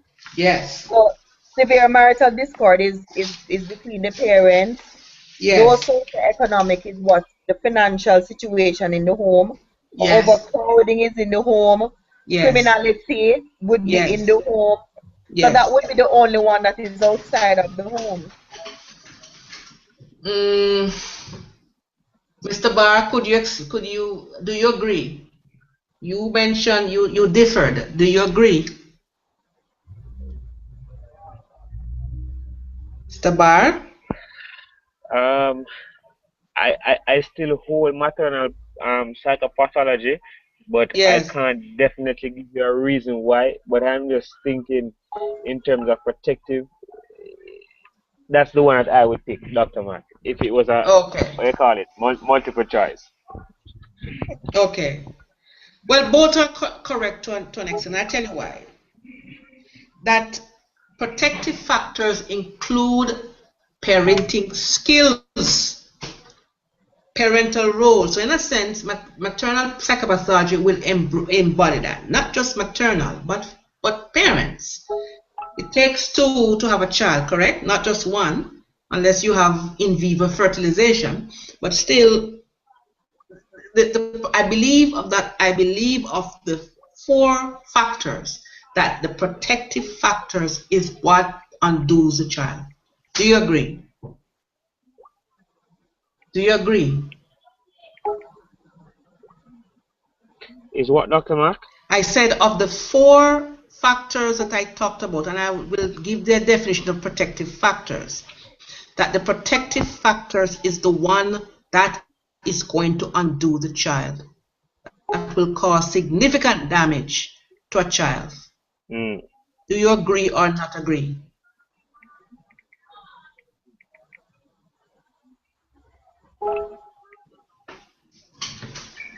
If I may comment, Dr. Marlene here. Go ahead. Yes, go ahead. The one that would do significant damage to the child, right, ma'am? Well, yes, in my opinion, yes. Go ahead. I think that all of them here, all of the 6, will do significant damage to the child. So why do we single out 2 and say these 2 will do significant damage to the child? Well, I didn't say 2. I'm just saying that in terms of the matter of disorders, how disorders are, that these factors of predisposing, precipitating, and perpetrating, that the protective factors are more. That a child needs the conditions of protection from the caregiver, attachment, for the child to thrive, and I'll tell you why. So let's look at it. You can write now that it includes 1, the parental role.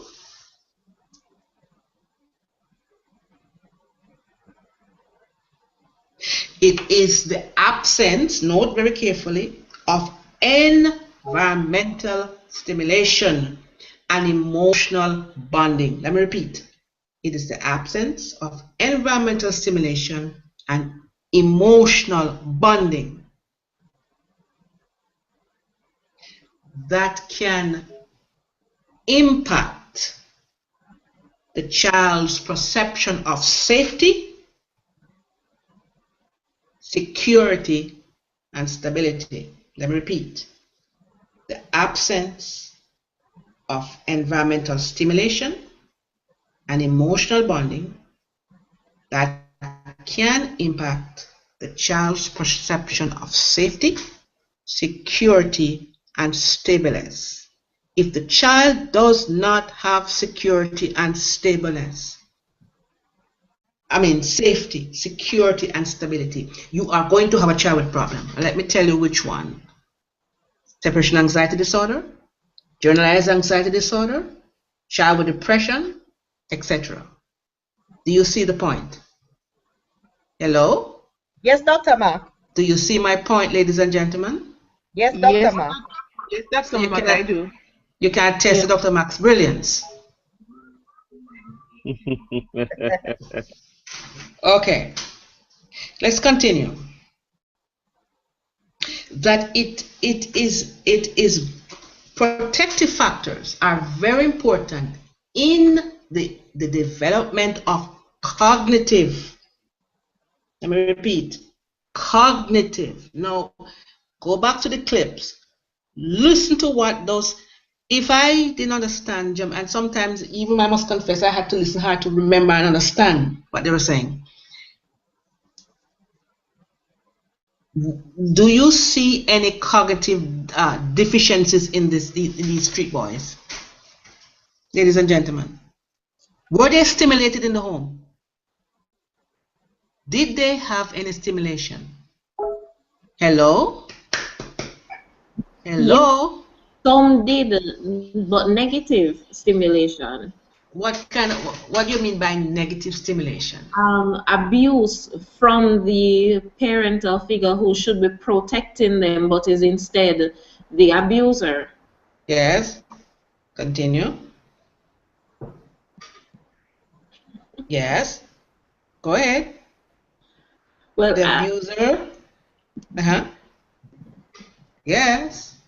Right. So, all right. In that case, the parent is going against that role, the parental role that they should be upholding, and is instead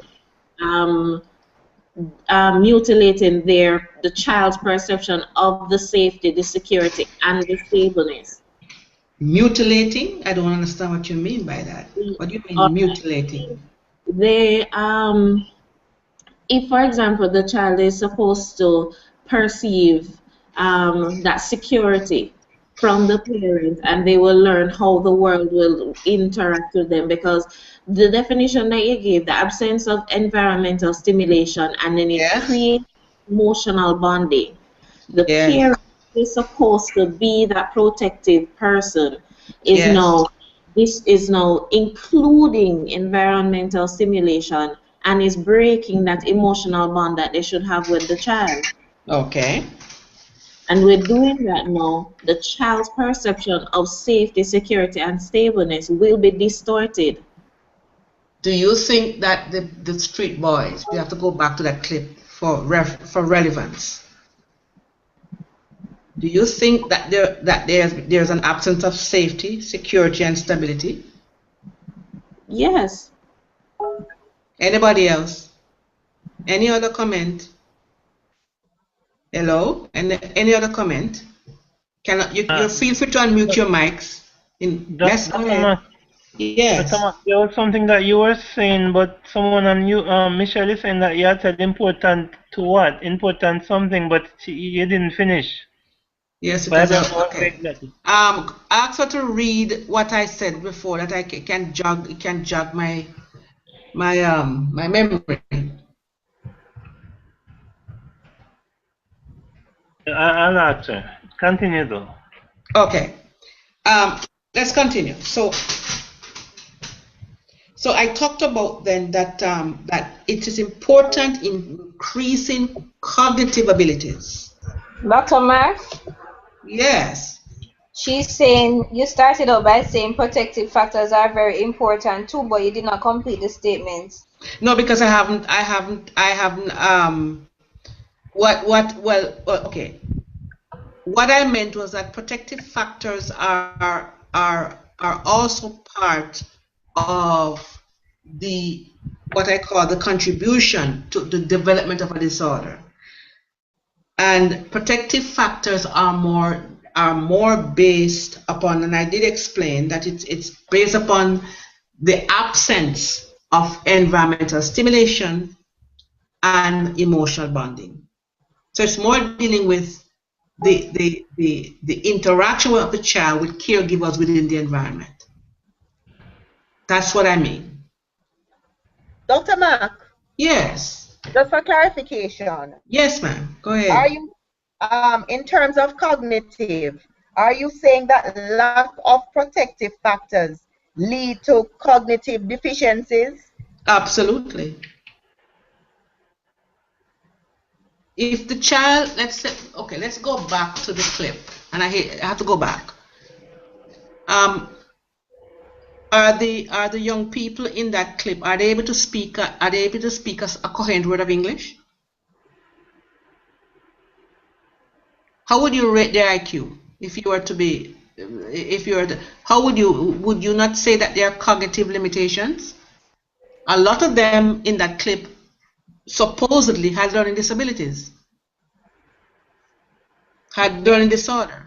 Yes. Would you agree? Would you agree? Do you or do you not agree? Everybody, anybody?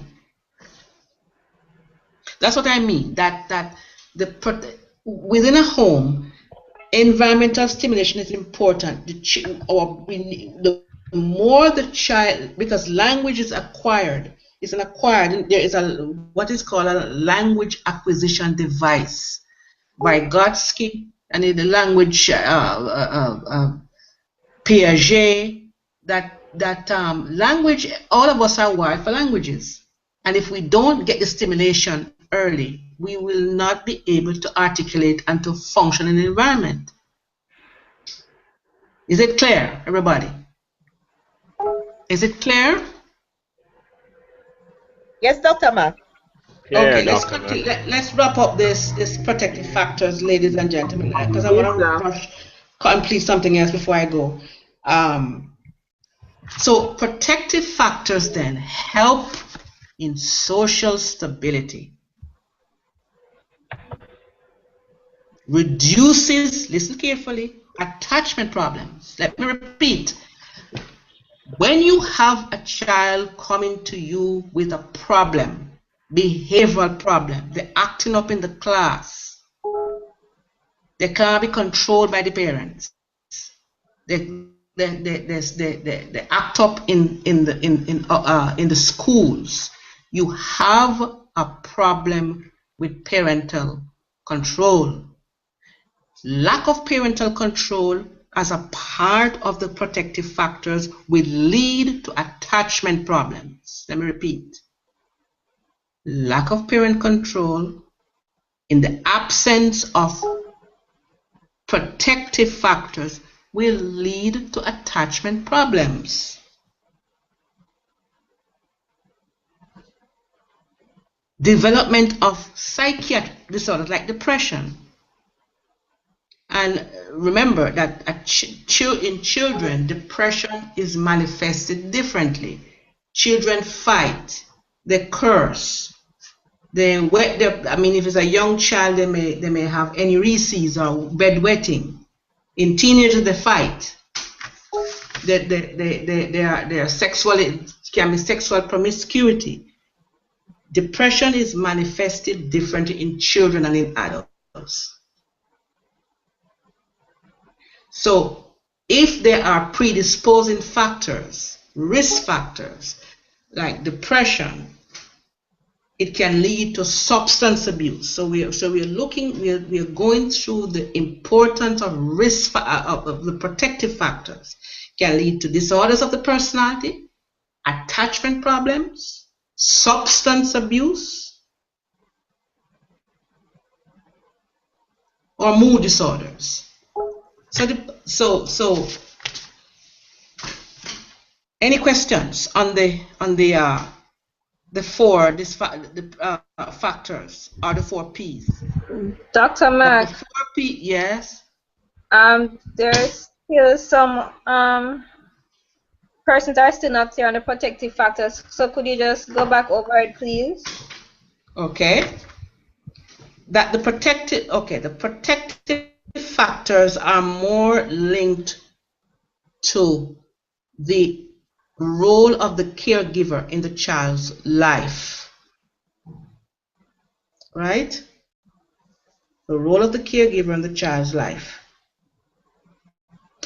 And this absence or enhancement will, in other words, that if there is a lack of environmental stimulation from that caregiver, there is going to be and it can contribute to a lack of bonding problems. Just paraphrasing now, and that bonding can lead to attachment problems. Is it clear so far? Is it clear so far, everybody? Clear so far, everybody? Yes, Dr. Mark. Yes, Dr. Mark. Yes, it is. If there are bonding problems, there are going to be attachment issues. From that attachment, behavioral problems are going to be, they're going to come to the child. When you see children coming to you for problems, anybody who does teaching, it is the problems in the protective factor that's causing it. I'm not saying that the other three are not causing it, but this is one of the major factors of childhood disturbance. Protective factors, paternal psychopathology. If the parents don't have a capacity to parent or a diminished capacity to parent, it can lead to disorders of childhood. Is it very clear? Is it clear? Yes, Dr. Ma. Yes, Dr. Ma. Okay, so I'm going to be off that for now. All right, I want to quickly touch on the DSM-5 briefly, and then I'm going to, if there are no questions, I think we won't be meeting long on Wednesday, but I've tried to get the information in. But let me just touch briefly on the, before I forget, I think somebody had asked about the 8, I gave some notes on the Moodle platform about the factors. Now, let me be very clear. What I taught, the 6 risk factors are Rotter's indicators. The 8 factors are those psychiatric disturbances that come from Rotter's indicators. Is it clear? The handout you got on 8 risk factors on the Moodle. Somebody had asked a question about, and I want to make sure that you are understanding. Is that clear? Is it clear?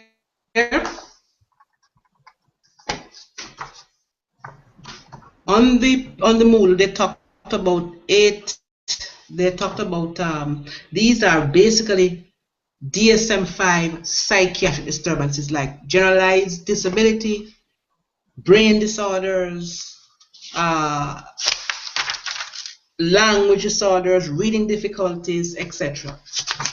Is that clear? Are the differences very clear? Yes, Dr. Ma. All right, so let's go through briefly the DSM-5, and then we're going to wrap up for the evening. Now, some of you may not have done the psychopathology. May I suggest very, very strongly for all of you that the course, Mr. Nyame,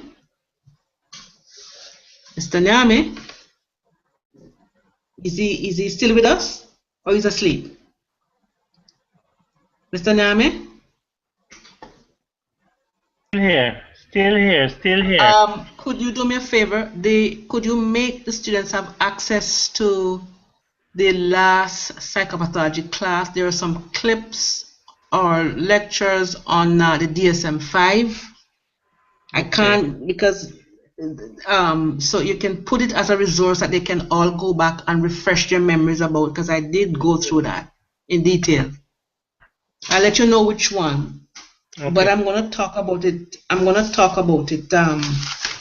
Briefly, and then we're going to for Wednesday before I go into treatment, I'm going to talk more about it.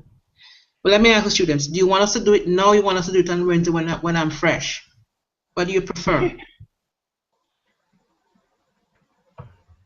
Wednesday, Dr. Mac, when you're fresh. Yes, because I think I'm beginning to ramble. Wednesday, Dr. Mac. I don't know. Is everybody going to be on Wednesday? I'm going to be touching on treatment. I know people have to make some sacrifices, but that's the only way we can get through this course. We may have to have extra classes. Okay. Dr. Mac. Okay. Yes? Michelle is asking if she could call you briefly after we have ended the session. Yes, she can. And just remind people that if you have not turned in the group, we have to get it as soon as possible, that you can start working, because once next week starts, we're going to have to go through those groups. So whatever people students have prepared, or groups have prepared, we will not be touching in the class, because there's a lot of treatment to touch on. So once you have touched on it, I will not be going through that in the class, except play therapy, of course, because I think that's a special treatment I want to go through for children. But for the majority of treatment, I will, if you've touched on it, whatever you're touching out, we will not be going through it in class.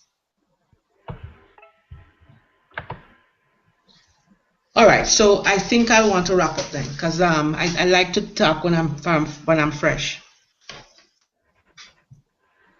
It's 36. Okay. It's 36 degrees and it's 11:07 p.m. Any questions? Yes. Dr. Mac, yes. I had some issues, so I did not get to participate last week in the discussion. So I just need a little clarification with the group assignment. Go ahead. Go ahead, Ms. Mayor. Right. Go ahead. On the course outline, yes, it says learning group project, but then I also see learning group presentation. So I just want to know if it's the same. No, it's not. No. Because this course is a treatment course. It's really a practical course. There is a presentation where you will do, the groups are going to be doing a treatment. Take a treatment and take a disorder and talk about it. Okay, that's for the presentation. For the project, you will get a case and it's more like getting practice, but you're going to do it as a group together. So the learning group project is that you'll get a case, you have to do the diagnosis, you have to do the treatment. So you will do more treatment than you do, but you diagnose, but you have to tell me how will you treat this child or teenager or adolescent rather. Okay, and so clear, Miss? Yes. Right. So you're saying that for the presentation, we just choose any disorder and then give you the treatment. No. Hold on. For the presentation, you will choose. No, you're going to choose. Excuse me. You're going to choose a treatment. It's a treatment class. Remember, I said that. But you can choose a disorder, whatever disorder you're going to be utilizing, and tell me how you're going to treat it. Remember, the emphasis is on treatment. This is not a psychopathology class. I have to be very, very clear on that. You will do some diagnosis. You'll do how about the disorder, but the emphasis is going to be on treatment. Okay. Because I'm understanding. It's a child. Okay. All right. And may I remind people, may I remind you that your individual treatment plan is for that you are going to take a disorder, a child disorder, and you're going to tell me how you're going to treat it. So you're going to be giving me you're going to be taking a like ADHD, whatever, and you're going to say, how am I going to treat ADHD in your individual project? All right. Any other question before we go? Dr. Mark, for the group presentation. I'm sorry. Go ahead. Dr. Mark. Yes. I've listened to the group assignment and I've heard the individual one, and I'm wondering if it's not the same thing I'm hearing to do. Is it the same one or the same? No. No, please? I don't think so. What are your concerns? What are your concerns? They just sound. My concern is for the group assignment. You're saying that we must. The emphasis is on treatment, but then we must treat a problem. No. Somehow I'm hearing. I think you're mixed. No, I think you're getting a bit confused. What I said was, the presentation is that you are going to take a treatment intervention, and you are at liberty to do however you want to do with that presentation. I don't care. So you tell me, you take the treatment intervention, but you must tell me how you're gonna how are you gonna use this treatment. Let's say you're gonna take shall Alderan or transactional analysis, which is normally used for teenagers. How are you going to use that to treat? What are you going to normally? How does transactional analysis? What disorders does it treat for adolescents? So you may use a case. You may use whatever you think is going to teach the class about the intervention. That's what I'm interested in for the presentation. For the group project, it's more taking a case and being able to not only diagnose the case, but to tell me how you're going to treat it after you have diagnosed it. Is it clear now? Is it clearer now? Yes, Dr. Mark. Okay, very good. All right, ladies and gentlemen, it is 11:12, 36 degrees outside, which is lovely. Not too bad. Any questions? Are there any questions before we go? No, Dr. Mark. All right, so on Wednesday, God willing, we won't be long. I appreciate you coming, but we need to go through this because, so we'll be touching on the DSM-5, and I'm going to start treatment. Interviewing children, case conceptualization with children, very important. So let's so we have caught up with the syllabus. Let's stick to that. Please be advised that the second week has been open and students are to Mr. Nyama, when did we give the deadline? I'm trying to remember when was the deadline for them to do the since you're going to have a class on Wednesday, I'll extend it to Friday and Sunday for the first post and Sunday for the reply. Okay? So you have until Friday to have your first post, Sunday the second post. Is that clear, ladies and gentlemen? Yes, Dr. Mark.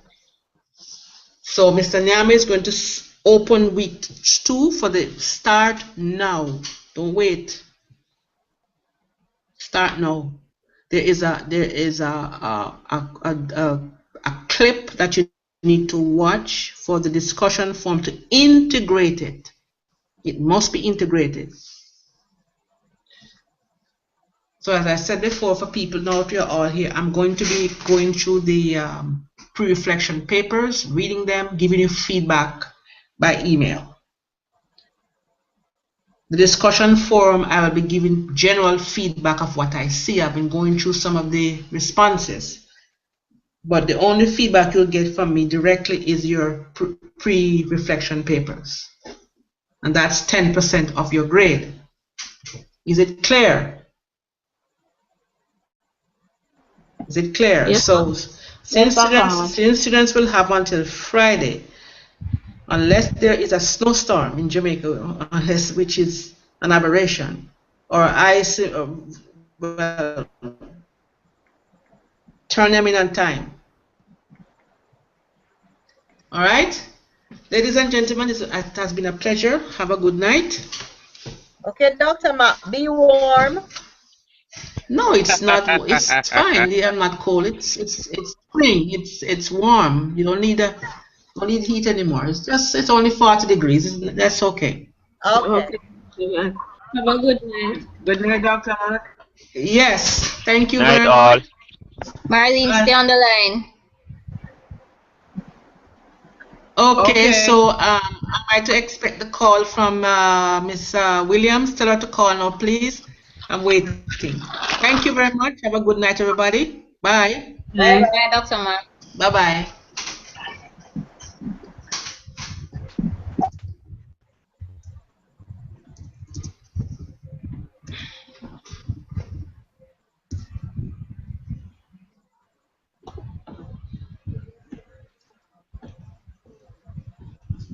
Marlene? Yes, sir.